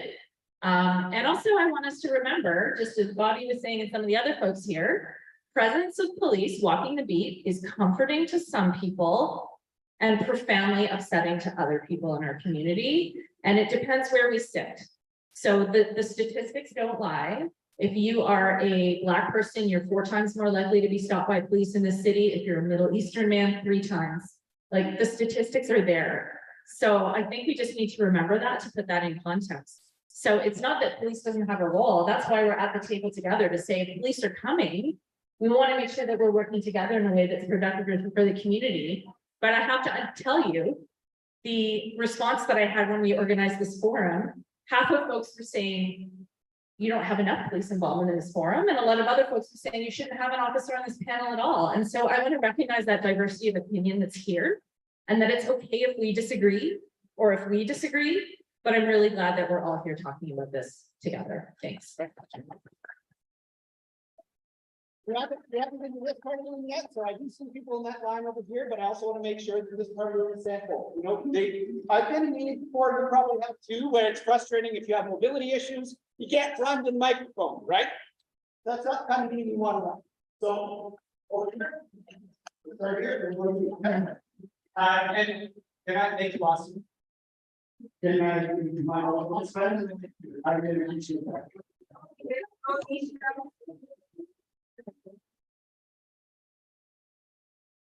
Hi, my name is Nisha. I am from the Ojibwe Nation of Saugeen, which is located in Northern Ontario. I'm intergenerational residential school survivor, also a 60s group survivor, and the reason why I'm here and the reason why I'm in this wheelchair is because I was physically assaulted on Bank and Cooper. Which is like right in Centertown. When you talk about the opiate users, my cousin is actually one of them, and he's actually the one who actually had this altercation, and we had a fight. And when I chose to walk away and ignore him, I tripped and fell on the sidewalk and broke my leg. So that's. But anyways, when I say poverty, with our people, when I say our people, I'm talking about the Indigenous and Métis and the Inuit people that have been displaced and who are living on the streets in Ottawa. A lot of us didn't have that choice. A lot of us were displaced. A lot of us were taken away from our home, me, myself included. And when you think about the natural resources that are being extracted from this country, a lot of the trees that are being extracted from Northern Ontario are fastly disappearing, and they're building bigger houses in the suburbs down here. And that's one thing that I have noticed from COVID. It benefits the people who build bigger houses, but it doesn't benefit the people who are living in poverty, you know, below the poverty line like myself.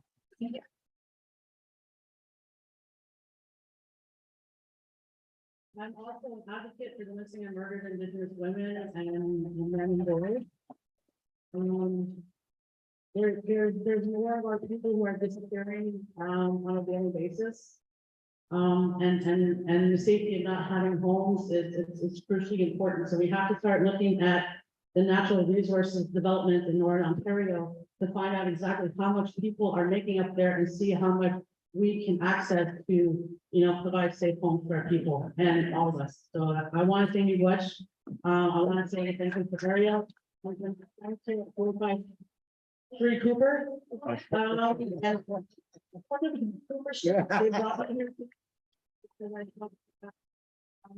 as Indigenous people need to have a voice as well.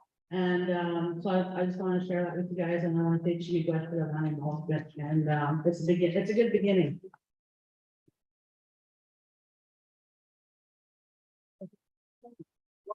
One there and over back. Go ahead.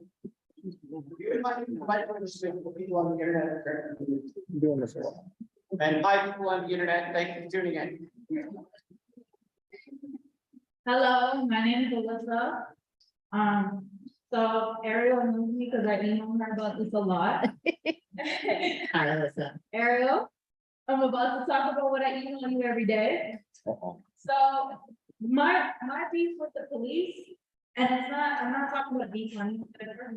My issue is that I call 911. I called 911 4 times. Yes. And your dispatcher keep telling me that's not an emergency. So when my neighbor is getting beat down in the stairwell, that's not an emergency apparently. So they tell me to call security, OCH security. What does OCH security do when they're across the street? They'll beat her up and then they'll go to 420 Cooper, or they'll beat her up and go to 433 Cooper Street, because that's where they live in the young men's shelter there, 433 Cooper Street. That's our security can't go there. So my question to you is, when are you gonna start patrolling Cooper Street? Yeah. Because I don't see you. You know what I mean? And I don't see Constable Lemieux either. Why isn't she here today? She's supposed to be our LRT constable, you know, for the center town, but why isn't she here? Well, It's her first day back. Yes, yeah. Oh, that's you? That's cool. Okay, well, then I appreciate you coming then. My question to you is, every time I call 911, 4 times, the only reason, Officer Kyle and Officer Scott, I think his name was, came because I had a knife in my backyard that I have a picture of, by the way, on my phone. Yeah, so why are you telling us to call 911 and then they're telling us to call OCH security? So OCH security shows up every single time I call, but the cops do not. And OCH security has called the cops as well, and the cops refuse to show up. Yes. So that's the big one. That's what I'm saying. Right. I'll see that. We're gonna tackle it. That's one. I'm trying to get my.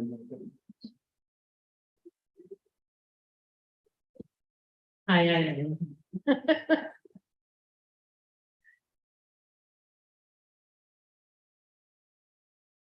Thanks, everybody. Can everybody hear me? Yeah. My name is Aileen. I am a resident of West Central County. I live on Bell Street. I've lived on Bell Street since the end of 2001.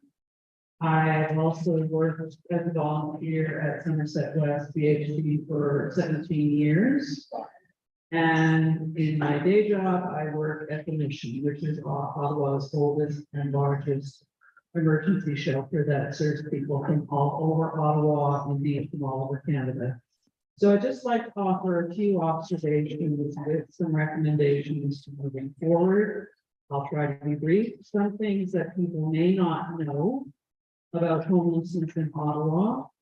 Councillor Troster is right, and as other people have mentioned, this is a problem that has been over 40 years in the making. The federal government built over a quarter of a million homes. Is that better? From the end of the Second World War up until the 90s, they exited that space in 1995. The National Housing Strategy has not made that up. So in terms of what Catherine Boucher mentioned about going to city council, I would also strongly urge you to advocate at the federal level for meaningful investments in affordable and supportive housing. That is essential because cities are basically wards of the provincial government. They are not allowed to raise any funds beyond property taxes and user fees, and the scale of the problem demands that all 3 levels of government make meaningful and sustained investments in affordable and supportive housing.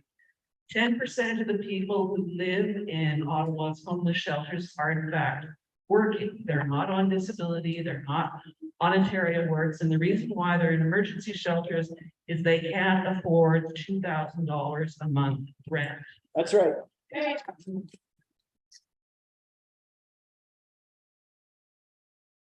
Something else people may not know here is that 23% of people who live in emergency shelters have an acquired brain injury that was mentioned earlier.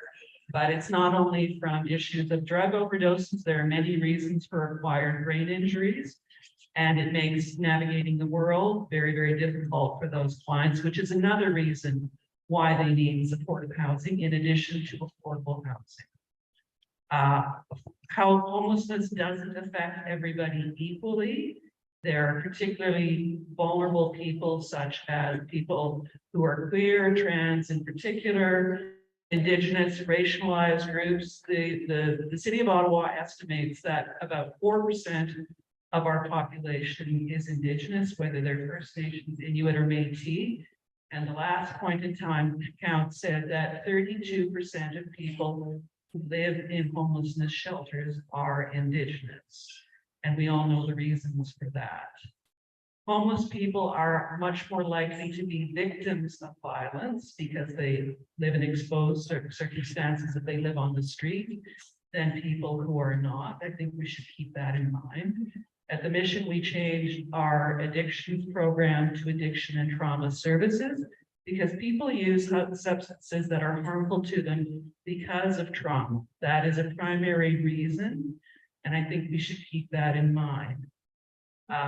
In terms of solutions to these problems, again, advocate to the province, which basically treats municipalities as wards of the state, and it does that for a reason. Advocate to the federal government. I find it extremely troubling that our Prime Minister said last week that housing is primarily a provincial matter. That is extremely disappointing to me as someone who has seen homelessness get worse and worse and worse over time. We declared a housing emergency over 3 years ago, and it's gotten worse in that time. And it will continue to get worse because people have to choose between feeding themselves and paying the rent. Our meal program has gone from just under 500,000 meals at the mission to now just under 1 million meals in the past 3 years. And our food trucks serve people from all over the city because people cannot pay their rent. That's why they turn to meal programs such as ours or the Ottawa Food Bank. So in terms of solutions, significant investments in mental health. 76% of our clients at the mission have a mental health condition as compared to 20% in the population as a whole. We need more community-based mental health programs.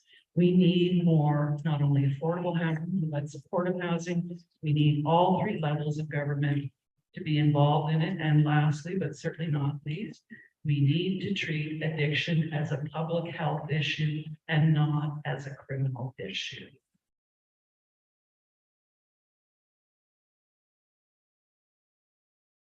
Okay, we will, just for everybody in this line, we will run through this line, but I do want to respect if people have a reaction to this, or can we go back to? No, just thank you, Eileen, for everything you do in the community. Yeah. And I'm just nodding my head vigorously. Thank you so much. I just wanted to pick up on one piece about Ottawa Community Housing Security. So they are also, OCH Security is doing non-police crisis intervention. They're doing unarmed security in community housing buildings. They don't have funding for it. I know, but this is the thing. So there was a preemptive program that was funded for them to be doing outreach and not just being responding to calls during the pandemic. And then that funding was cut. So that is something that we can advocate for in the next city budget to bring back that funding for Ottawa Community Housing Security. Because you know what? We want people to feel secure in their homes, especially people living in community housing before it becomes a policing matter, right? I know. I hear you. I'm hearing you down. So just loud and clear, when we're talking about alternatives to policing and services in addition to policing, Ottawa Community Housing Security is actually part of the solution. They do have their own dispatch, but they are underfunded. Yeah. Yeah, About absolutely. students? Fair enough. Sure. Sure. You know what? Actually, Don, I'm wondering if you could speak a little bit to the community development you've done in Somerset West around children and students interacting with some of the harm reduction services in your neighborhood. I don't. Do you have much? Okay. I think it's a great question. I would say my first thought in responding to that, my first thought in responding to that question is I do think the solutions that we've talked about, that have been talked about here by panelists as well as by some of the members of the audience, do speak to that, in that focusing on addressing systemic issues like policy problems with the toxic drug supply, like affordable supportive housing, and so on. Those are the long-term interventions that are going to make a difference, that are going to make our community safer for everybody, including our children. And in the short term, we've talked about some shorter term solutions that can be scaled up quickly. I think, again, those solutions are solutions that can make our communities safer for all populations, including children. I do appreciate, I'm a parent too, that it is very distressing to have your child witness a difficult situation, potentially dangerous situation. And we do need to shield our children from those kinds of situations. One of the things that's been on my I'm so sorry. Perhaps I'll leave it at that. Okay. I'll just say, so there is a wonderful program in Somerset Ward called the Door Youth Center, which some of you might not be familiar with. They do incredible work. They've been around for 20 years. 5 days a week, preteens and teenagers come, they can eat dinner there 5 days a week. They do everything from employment counseling. They have a 3D printer. They have a sports room. They have homework tutoring. It really is incredible. And they do a lot of work that helps reach at-risk youth. And I visited them several times, and I met kids that are living in hotel shelters, new refugees that are living at the Novotel, and they're coming there and they're finding community, which is so amazing. So building up those kinds of resources is really important. And also, I know there's been a concern from parents from some schools about safe crossings for their children near intersections where a lot of unwell people might be hanging out. And I think we can have a conversation about how we build community safety together. You know, some of it can involve having a crossing guard. Some of it can be a bunch of community volunteers to be there when school starts and when school ends to help with safe crossing and to help with safety for children. I mean, I have an 11-year-old daughter. About a year and a half ago, I was walking her and a number of Syrian newcomer children, and there was a man who had overdosed right beside my daughter's school, and we had to call EMS, who used naloxone to revive him. And I had to do a lesson with my child and with her friends about this is what naloxone is, and this is how we save lives, and this individual is having a really hard time. But that can be a really hard thing for kids to witness. So I just want to acknowledge that. And I don't know if she's here today, but there was a community member that we had a block meeting with a few weeks ago, about a week ago. You know, I talk a lot about vulnerable communities and how when we have a bunch of requests that come into my office, we're always thinking, who's at the most risk? Like, where do we go first? Who do we help first? But the question of who's vulnerable, it can depend on any situation. It could be a frail senior walking through a park. It could be a young woman who feels unsafe. It could be a child. We're all vulnerable in different scenarios, and community safety is something that we feel, and when it's off, we feel that it's off. And so to Bobby's point, that not every solution is going to be funded, not every solution is going to be a government program. I think in terms of safety around schools, I think that's something we can organize together through our school communities and through our community associations to say, if we need more safe adults to be out on a particular route when kids are walking to and from school, let's organize that. That's something that we can do to make it easier and safer for kids to navigate their neighborhoods. My daughter's 11, she's technically old enough to walk home from school. I'm still not sure that I would let her do it alone in my neighborhood. I'll be totally honest with you. But if we had a bunch of us there to make sure that there were eyes on the street and that the route was safe, that would make it safe for all of the kids in the neighborhood. So if you're interested in organizing something like that, please get in touch through Justine Bell, through my office, through the community association. I'd be very happy to help with that kind of neighbor to neighbor outreach. Okay, Austin, I think you're gonna go to the. Hi, my name is Colin. I'm one of the business owners in Centertown. We've been open for 9 weeks now. What's your business? Well, Sweet Things. It's on McLaren and Bank Street. McLaren and Bank Street, sweet things. Since we've opened, the community has been very loving. Everybody was supporting us, showing love, and so on. But for the past 2 to 3 weeks, And I think one of the gentlemen was talking about businesses on Somerset scoring the worst July ever since they opened. We felt that even though we've been only open for 9 weeks, for the past 2-3 weeks, we've been seeing more than 100 new faces on Bank and McLaren of homeless people, of I don't know what else you could call them. But what we've been seeing there, we have been threatened 2 weeks ago that they was gonna set our truck on fire. We have been having 2 weeks of sleepless nights, waiting until the morning comes in, waiting for a phone call to say your truck is on fire. Why? Because I asked someone to remove their garbage out of my lawn that they threw right away looking into my eyes, and they didn't like that. I'm sorry. I really don't know what it is. I really don't know what it is. So, you guys don't want us obviously to take matters into our own hands because that's not what the cops want. Instead of trying to employ more dispatchers to take more 911 calls, instead of trying to employ more police officers because we need more police presence in the area, why don't we just try and do those programs in rehabs? One of the people on the streets once told me that they live on welfare, but once they get caught by police doing whatever they're doing, they take them away, right? They tell them, we are not going to give you back your welfare unless you provide us with a 30 or 60 days program that you reach in rehab. Okay, so these people are coming out after 30 to 60 days out of rehab, not ready to be engaged in the community and society, because 30 to 60 days is not enough to get someone ready back to be, I don't know, involved in community. The gentleman to your left said it's all about human interaction for us to make those people feel better. And I do agree. Why not build a facility that would take those people in? First of all, you're going to be creating more jobs to people, right? You're gonna put these people in rehabs for, I don't know, maybe a year. Try first to cure them out of their addiction, make them better people to be ready to be involved in the community. That way, when they come out, you're not gonna need more police presence. You're not gonna need more 911 dispatchers that have to be hired by you guys, and everybody will feel safer.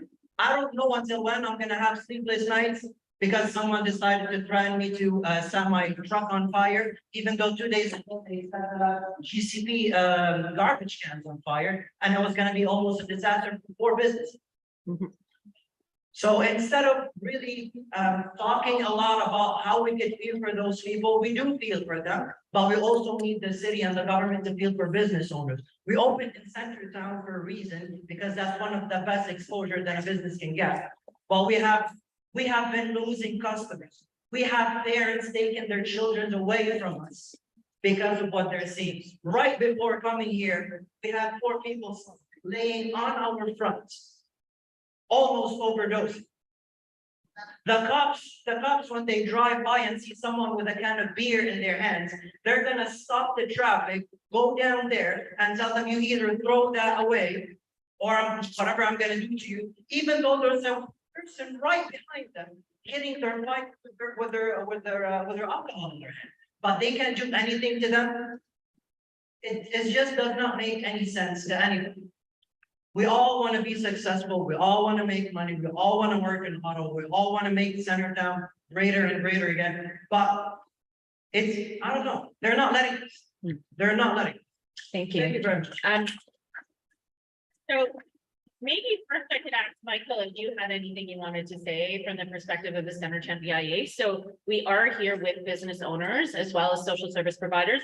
And then I think Bobby wants to reflect a little bit on some of his experience with treatment. Sorry, I didn't get your name. What was it? But yeah, what's your name? Colin, Michael, nice to meet you. And I hear what you're saying, and I'm not going to speak to it because I'm not an expert on this topic, but I can share with you, I've had encounters where my life has been threatened. I've had to get restraining orders. I've emailed Ariel.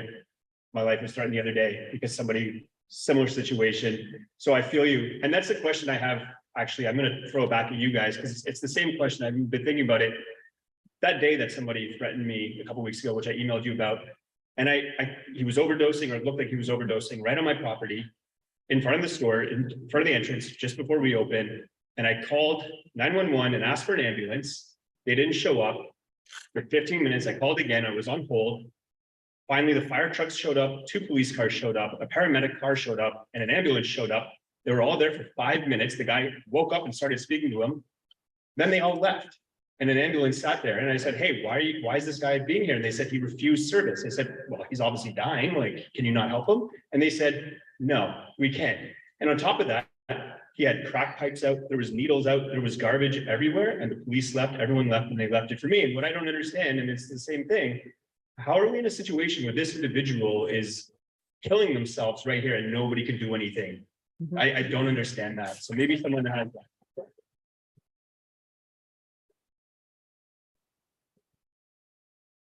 Yeah, so in regards to that specific question, obviously, police and medics are constrained by the law. We cannot force somebody into treatment that they don't want to get. We can't force somebody to go to the hospital if they don't want to go to the hospital. The only, provision is under the Mental Health Act in Ontario, where if somebody is a danger to themselves or others, and they're apparently suffering from a mental health issue, then we can do what's called Section 17, and we can bring them against their will to see a physician. But in the case that you're describing, we have no such authority. So we cannot force somebody to get help. We cannot force somebody to do something they don't want to do any more than I can force you to do something you don't want to do, right? And just a couple of other points. There's lots have been said. I want to say that anytime anybody feels unsafe in any way, any place in the city, please call 911. Please call the police, and the police will respond, and we will help you to the best of our ability. To the questions over here about the calls where police didn't come, I can't speak to the specifics of those calls because I would have to look them up and I would have to understand the specific context. So the dispatchers have an incredibly challenging job. They take call after call after call, and they're triaging all these calls. And you can imagine that some calls are quite minor in nature and some are very extreme. And the dispatcher, with very limited information, has to decide, is this an emergency? Is this not an emergency? And so again, I can't speak to the specifics of those calls. And I'm sorry that happened to you. And I can appreciate the frustration that you would feel in that situation. But again, if anybody ever feels unsafe in any way, anywhere in the city, please call the police for assistance. One other thing is when I'm speaking about, when we're speaking about alternative responder, community responder models, as Ottawa Police absolutely supports the alternative to 911, the community responder model. This has been done with tremendous success in many other places. And as Ariel said, there is often agencies or partner associations who are more appropriately equipped to deal with some of these situations. And it doesn't require specifically a law enforcement approach. That being said, there are times where there are crimes happen. And we do need a law enforcement approach. And that's where police as law enforcement primarily want to respond. But as a caveat to the community responder model and some of these other models is that many times where someone's in crisis or having a mental health crisis in a community, these calls don't come in as, oh, there's somebody having a mental health crisis. They may come in as there's a dispute, there's a disturbance, there's a suspicious person, and the police have no idea until they get there that there's a person in the community in crisis, having a mental health crisis. So what we would like to see is absolutely we support alternative response models, but we want to work with our partners in public health because primarily this is a public health issue and this is a social services issue. So we want to work with those partners to get folks the support that they need, the mental health support, the substance, problematic substance use support that they need before they end up in crisis in our communities and before the police are engaging in that way. And then you can call us. We work for Silver State. Yeah. And actually, so just one more thing. So something that we know that there is a bit of a gap in the coverage that Somerset West Community Health Center can provide because the situation has been so overwhelming. They have a specific catchment in West Centertown, but we do have a bit of a gap when it comes to Bank Street and Elgin and Spark Street. Yeah, no, I know we can call you, but I also know that you're also very overworked. So something that I've been in conversation with the community health centers is how we can do some advocacy to allow you to expand your programs to be able to cover the entire catchment of Centertown. For those situations where people don't want to call the police, where it's not at a crisis physical danger point, but where they want to be able to help a neighbor. And the city of Denver, Colorado, they've had a similar program for the last 2 years. It's reduced the rates of nonviolent crime in the city by 34%. It's been very, very successful. So we know that these models have worked in other jurisdictions. They're in addition to policing, and they would allow police, if we have a funnel where the calls for nonviolent situations are going one place, that means it's more likely that when you call 911 and what you do need is police, that you will get them in a timely fashion, because they're not being psyched enough to deal with addiction and homelessness and poverty and mental health issues that are not criminal in nature. So anyway, Bobby, did you wanna? That's all I have to say. No, seriously. There's so many things here, and I can tell you, I'd love to respond to so many things tonight, and there's just so much. I'd like to talk a little bit about that business owner, the new business owner that talked about more programs and his compassion, even though he's very frustrated and he's up all night making sure his equipment doesn't get burnt down. And I can really, I can really understand that frustration you must be feeling. And I appreciate the fact that he thought about maybe more programming as opposed to police. That wasn't his first instinct. Was, let's do something here with these guys. And I just want to tell you a little bit about my story. It was a lot of years to get me to where I could sit up here and talk on a microphone. It took them about 2 years just to get me to a place where I could put safe gear in a plastic bag to hand out. It took them 2 years to get me to where I could stuff bags. That's how ill I was. And then it was probably a couple more years of tons of support and housing to get me to a place where I could start giving back to my community. And how I give it back is I volunteer. So that's a lot of years.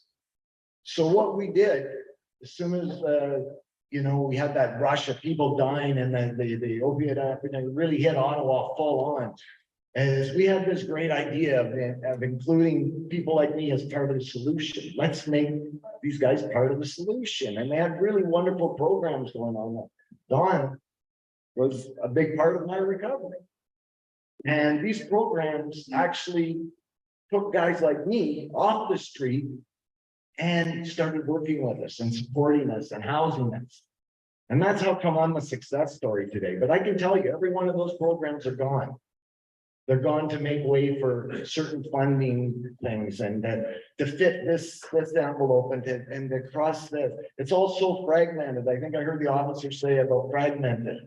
It's very fragmented. And I think what we got to understand is this is going to take a very long time to solve this. There are no immediate solutions. The reason I didn't want to be here is exactly what I see happening here at the end, is we're all turning to the same old things. More police. Let's put it on the police. More money, more funding. When is that going to stop? We're doing the same things over and over and over and over.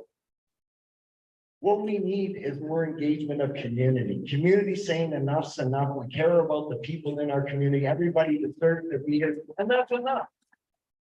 And we can fix it.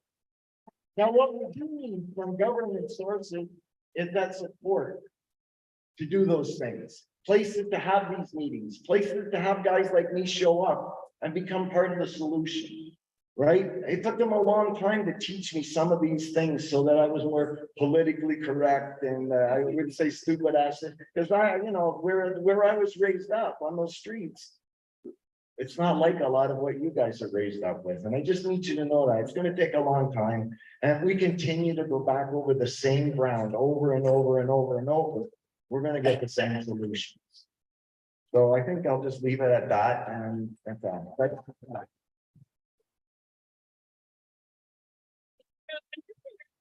We are at 8 o'clock and we still want to do a naloxone training to have folks leave with some resources.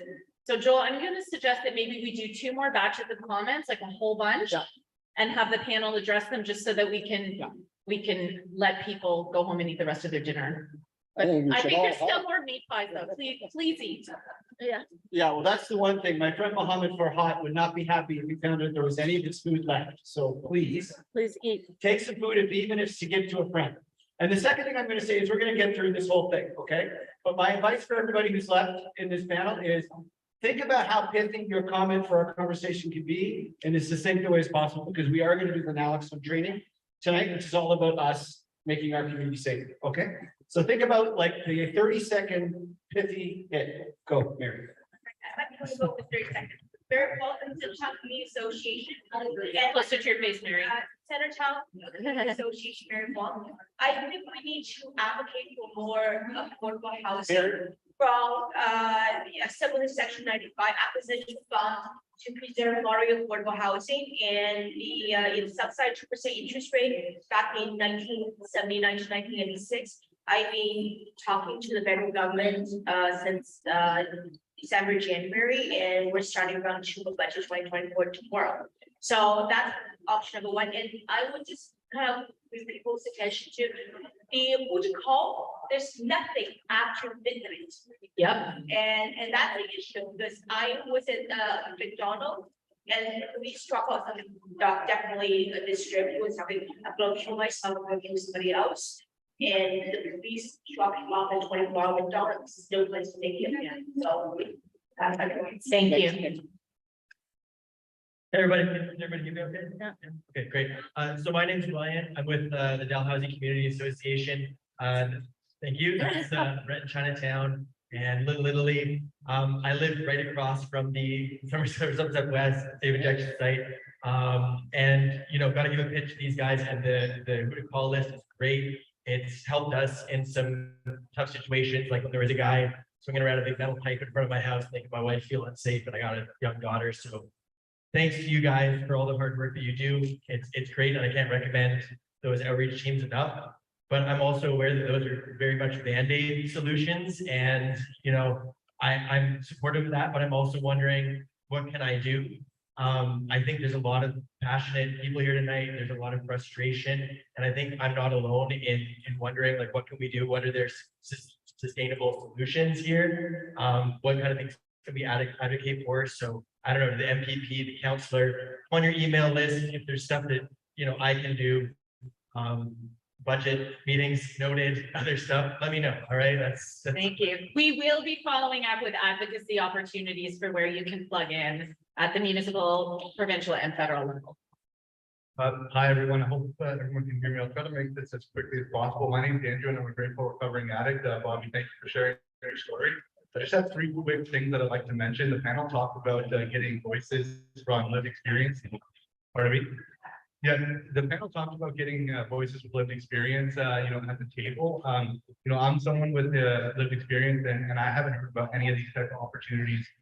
So maybe something I could try to engage more people with lived experience would be great, because that is definitely a, you know, it's an important voice to have. And number 2, I also do a lot of work on the federal level with criminal record reform.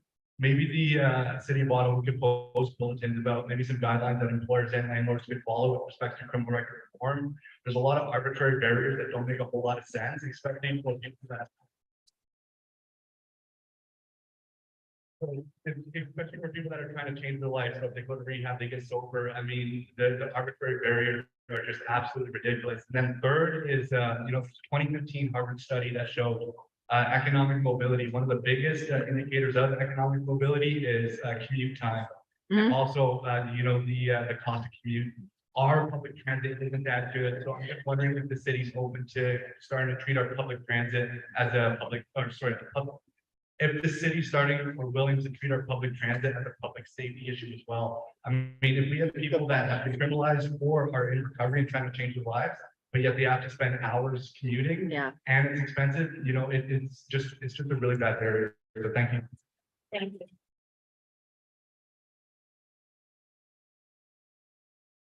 Hi. Hey, thanks a lot for hosting this meeting. I think it's a really important community discussion to have.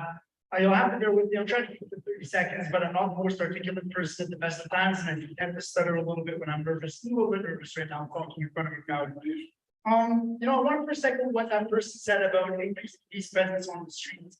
read a couple of pilot studies out of the United States, I think out of Maryland, where an increased police presence had a market impact on decreasing the kind of nuisance crime that people are talking about here. But to do that, obviously, the police need adequate funding, and I think that having an adversarial tone around defunding the police, is really counterproductive. Defund the police. There we go.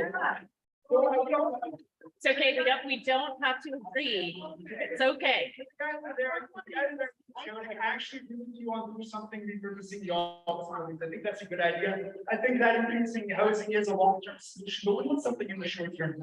And in the short term, I have to just speak about my experience. I remember when they were setting up the safe injection site on Somerset. I remember the conversations that were happening there. I remember the discourse then that this was going to reduce crime in the neighborhood. This was going to reduce public, drug use. This is going to reduce dealing in the neighborhood. And I never saw any of that stuff until that place opened up. So you're gonna have to forgive me if I'm a little bit skeptical when people start talking about safe supply as the solution that's gonna help with this safety issue. I would note that the interim report, the evaluation report of the city's pilot safe supply program did note that diversion, which is selling of the safe supply drugs, is just something that's going to have to be accepted and we're going to have to live with. I think we have to turn a really clear eye towards whether or not we're not forced to increase rates of addiction in the city with our approach to what's called burn reduction. Thank you.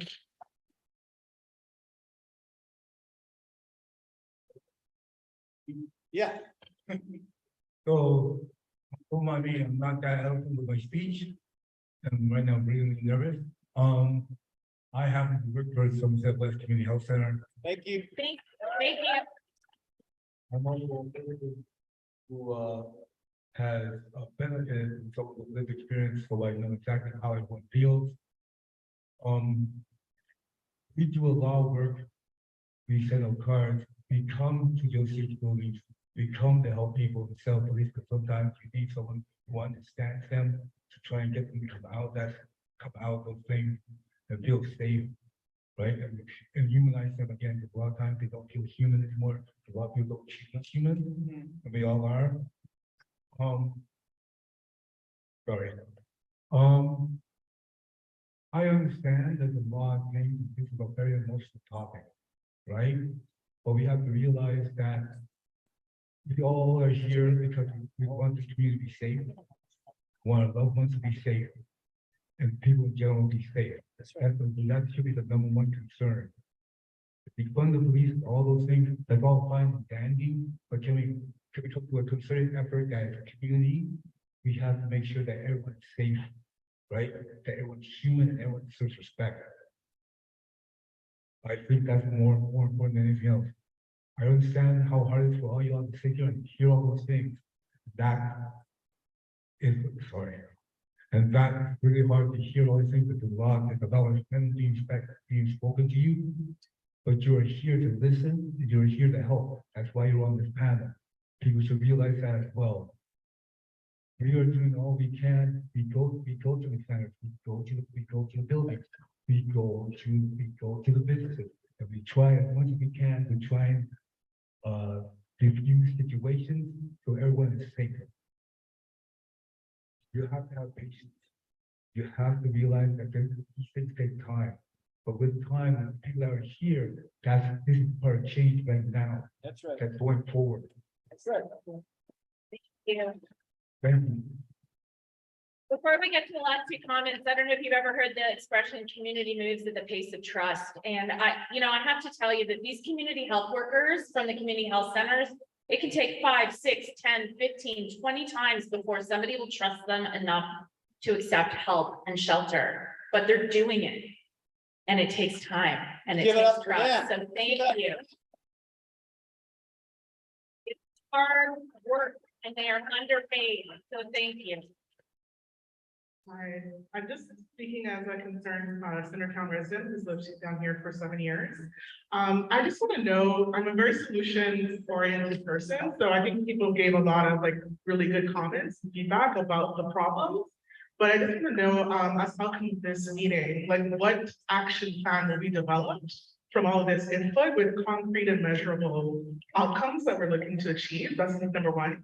And number two, the other thing that's come up consistently is that, we don't have enough funding, and without getting into the defund police argument, I think we know from February of 2022, that we can't always rely on police to do everything, like they're not a magical unicorn.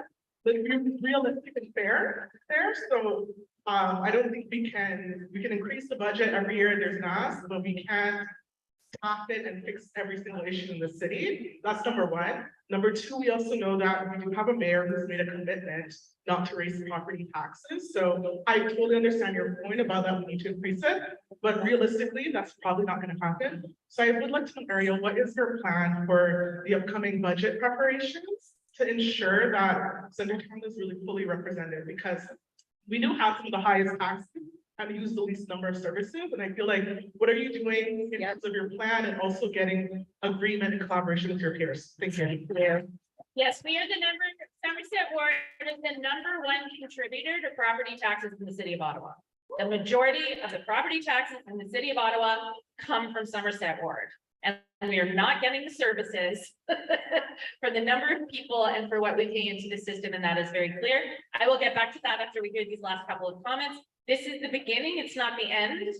This is to help us lead into advocacy for the 2024 city budget. We will be taking all of this back. Joel's office will be taking all of this back, and we will be getting back to you within the next couple of weeks with some clear opportunities to plug in for future action, to start advocating for some of the things that we're talking about here and that folks seem to agree that we all need. I am Caitlin. I live in right in the middle of Somerset West area. I live at a mixed commercial and residential building that I actually put a lot of my time into helping maintain. I'm a tenant there. I live there, but I help our commercial tenants as well. I would love to see the work that the Somerset Outreach, they're age cows, but they go by, right? Homelessness Crisis Outreach Workers team. They're on the list under a slightly different name, and their hours are 9 a.m. to 9 p.m. Definitely echo the concern of those who are saying we don't have assistance after 9. My point would just be that I've been in the neighborhood a lot longer than they've been existing, and it used to be just me, the folks of my building, and police non-emergency to try and help folks who were frequently appearing on our property, looking for a place to crash, usually, definitely street involved, usually using drugs as well, and not able to access shelter overnight because you can't be using and be in a shelter overnight. At least you could not at that point. I believe it's largely the same case now. But I wish that the work that they're doing would be, picked up maybe by other areas of Ottawa. Because when I need help, if there's somebody who shows up on my property, and a lot of the business owners who've been speaking tonight, I totally have run into exactly the same issues. If you call them, they will show up within minutes and they'll have good conversations with these folks, be able to connect them with services, and you are actually helping the folks who are street involved and in need of assistance to make the connections with social services who can help them. So it's very positive. And you, as the business owner or the person who's housed in Centertown, also have 5-minute response time, somebody to help you. It's a positive interaction and it helps everybody. So for other wards in Ottawa, highly recommend you look into this model. It's helpful. We want to scale it up. Thank you. Thank you, Somerset West Outreach Workers. Centertown is a great neighborhood. We have beautiful old buildings here that you don't see anywhere else. We've got Victorian houses, we've got great streets, beautiful churches. We all benefit from that. And we've got Chinatown with those beautiful sculptures. Thank you so much for what you did there. We had great events you've done to Allen Park. Thank you, Donna, for all the work you did and all those. Thank you. We have such good energy in this neighborhood. We've got Bank Street, which has some festivals, and it's just a wonderful place to live. But we need people like homeowners and the business owners who invest in those great streets and our great neighborhoods. We need to consider their feelings. And when I start to hear people feeling unsafe and talking about moving out, selling their houses, they're going to move to the Glebe, they're going to move to Westboro. I start to worry about our neighborhood because I start to worry about decline when I see boarded up businesses and people feeling unsafe that invest in this neighborhood with their energy and their money, I start to worry because I'm a homeowner here too. People who have nice gardens and we contribute to the neighborhood as well. So, and at the same time, I really support a lot of what I heard about the services that we need for vulnerable people in our neighborhood. I do believe that we need to have those services. Do we need to have quite so many in Centertown? I feel like it's concentrated in certain parts of Centertown. Especially around the Dundalk Park area and the Chinatown business and the Bank Street business area. So Ariel, I'd like to know if you support the 24 in 24 initiative, which Stephanie Pond, our neighbor in Rideau Vanier, supports, where there's a more equitable distribution of social services in the 24 wards. So the quick answer is yes. I think we need to have social support in every community. I think there are people who come downtown who might not want to leave their community, but they come here because that's where the resources are. But we also need to remember, we still are the ward with the highest rate of poverty in the city. We have the highest rate of poverty among seniors, and it's not even close. And we have almost all of the rooming houses, and they've been in our community for decades. So these are our neighbors. And so while I agree that we need social supports in every part of the city, and I support Councillor Plant's proposal, we can't rip them away from people, or we're gonna, the neighborhood's gonna deteriorate more. We need to make sure that we have services to meet the needs as we're building them up around the city. The problem is if you pull them away and you tell someone that, you know, you have to get on a bus to Canada to go to your methadone clinic, and then you have to go to Overbrook to get this other service, that also becomes untenable for people who don't have a lot of mobility. So I'm with you. I agree that we need services nested in every community. And something that you will see in the coming years is that a lot of the supportive housing projects that are being built, they're not in Centertown. We're running out of land.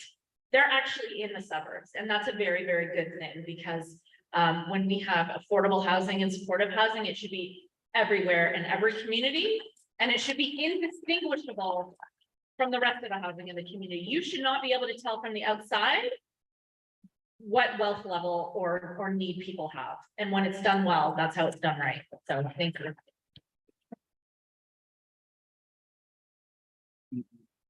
Hi there.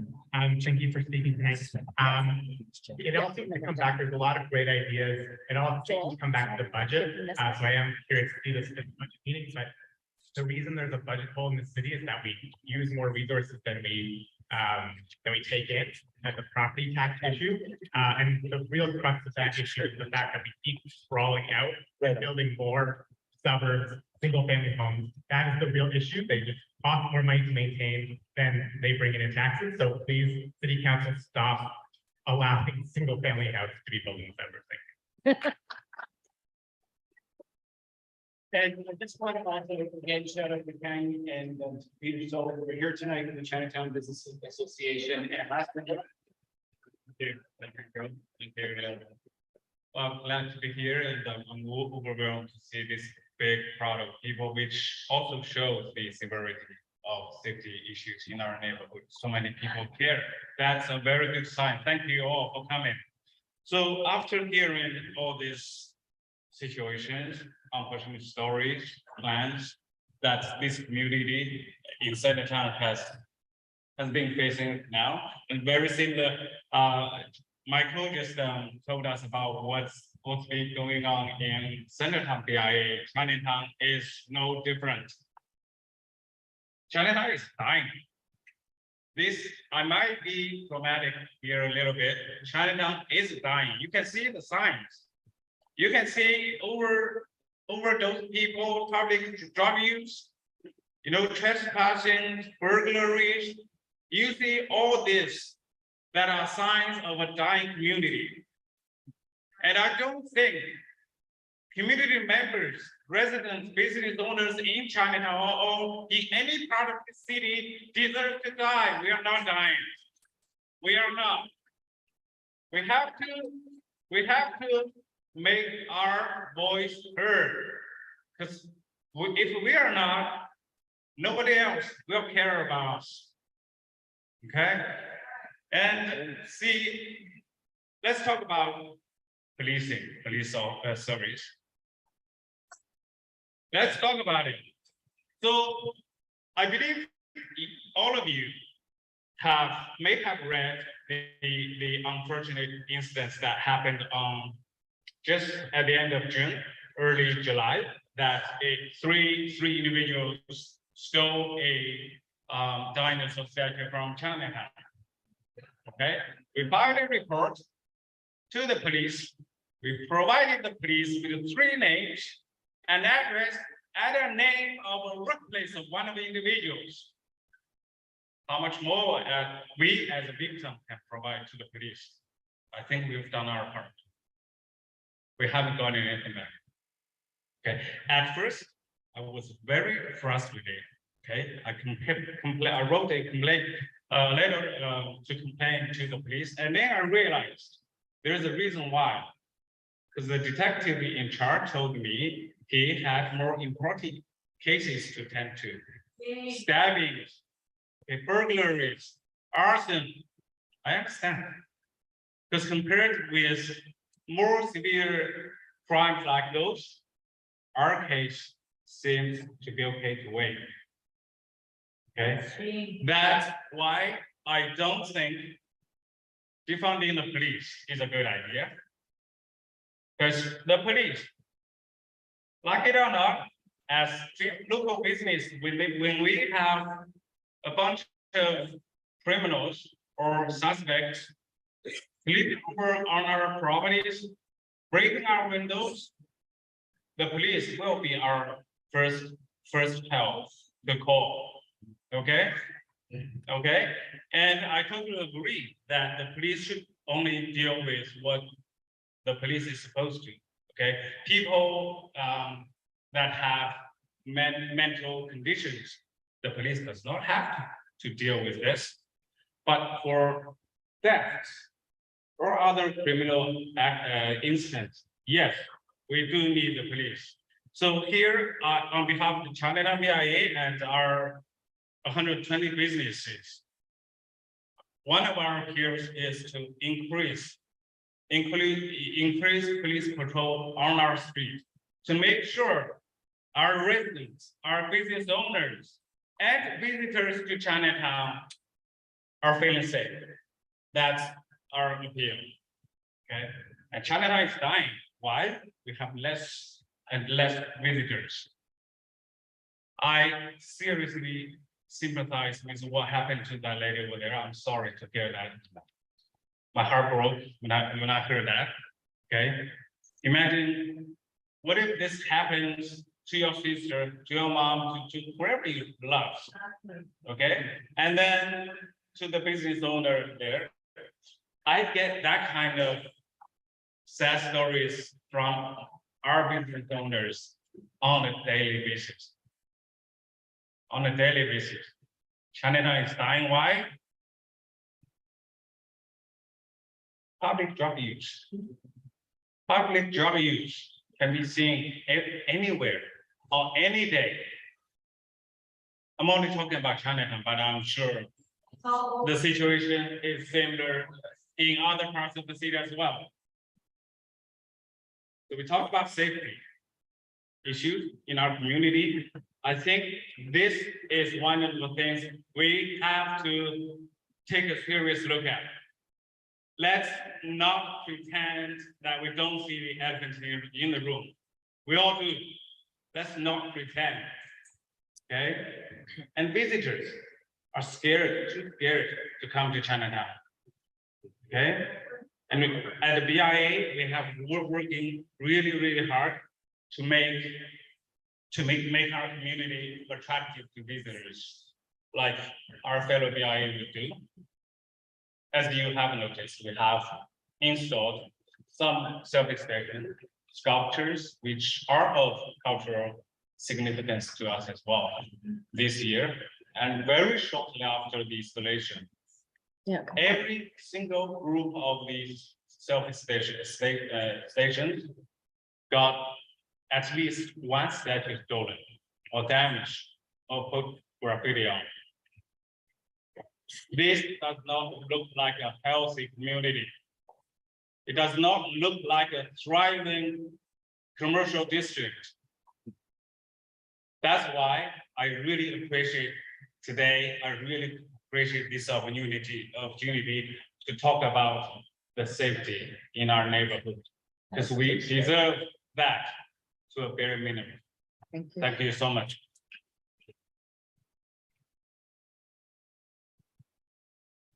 Thank you so much, Yu King, and thank you to everyone. I said that I'm here mostly to listen and to learn and to reflect, and I think we've really done that today. Our office is going to follow up with some opportunities for advocacy, and we're hearing what you're saying, we're reflecting on it, and this is just the beginning. And I hope that we can continue to gather like this. It might not be here, sometimes it might be online, sometimes it might be in the park. But this is the beginning of a process, because that when we bring our voices together, we can advocate for the resources that we need in our downtown core. And despite what Yu Kang had to say, our community is very much alive. And we know that because we're all here today. And please go for dim sum in Chinatown. It's amazing. Go to McLaren and Main Street and visit this wonderful cart and have some lovely desserts. Come and help support our neighbors. Now, for those who are able to stay, we're going to do a quick training with our partners from Ottawa Public Health. They're going to do in the lock zone training, and you can leave with a kit to take with you to help people in your neighborhood. So those who want to stay for the training, if you want to come closer to the front, and our friends from Public Health are going to come up here and offer that training. No? So the folks from Public Health, Oh, sorry. can you put your, They over there? where are we? We got very little. Oh, they're in the corner? They're over the table, so please visit them for the announcement of training. I do have one announcement to make as people are leaving some of that. Our friends who, You guys. on November 3rd, there's going to be a fundraising concert by November 3rd, by CPAC, Coalition Against the Prison and Criminalization of Punishment Education Project. And that's about the proposed new mega prison.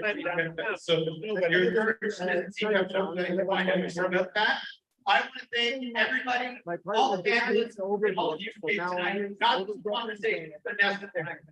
Message to those that it's about. Safety of So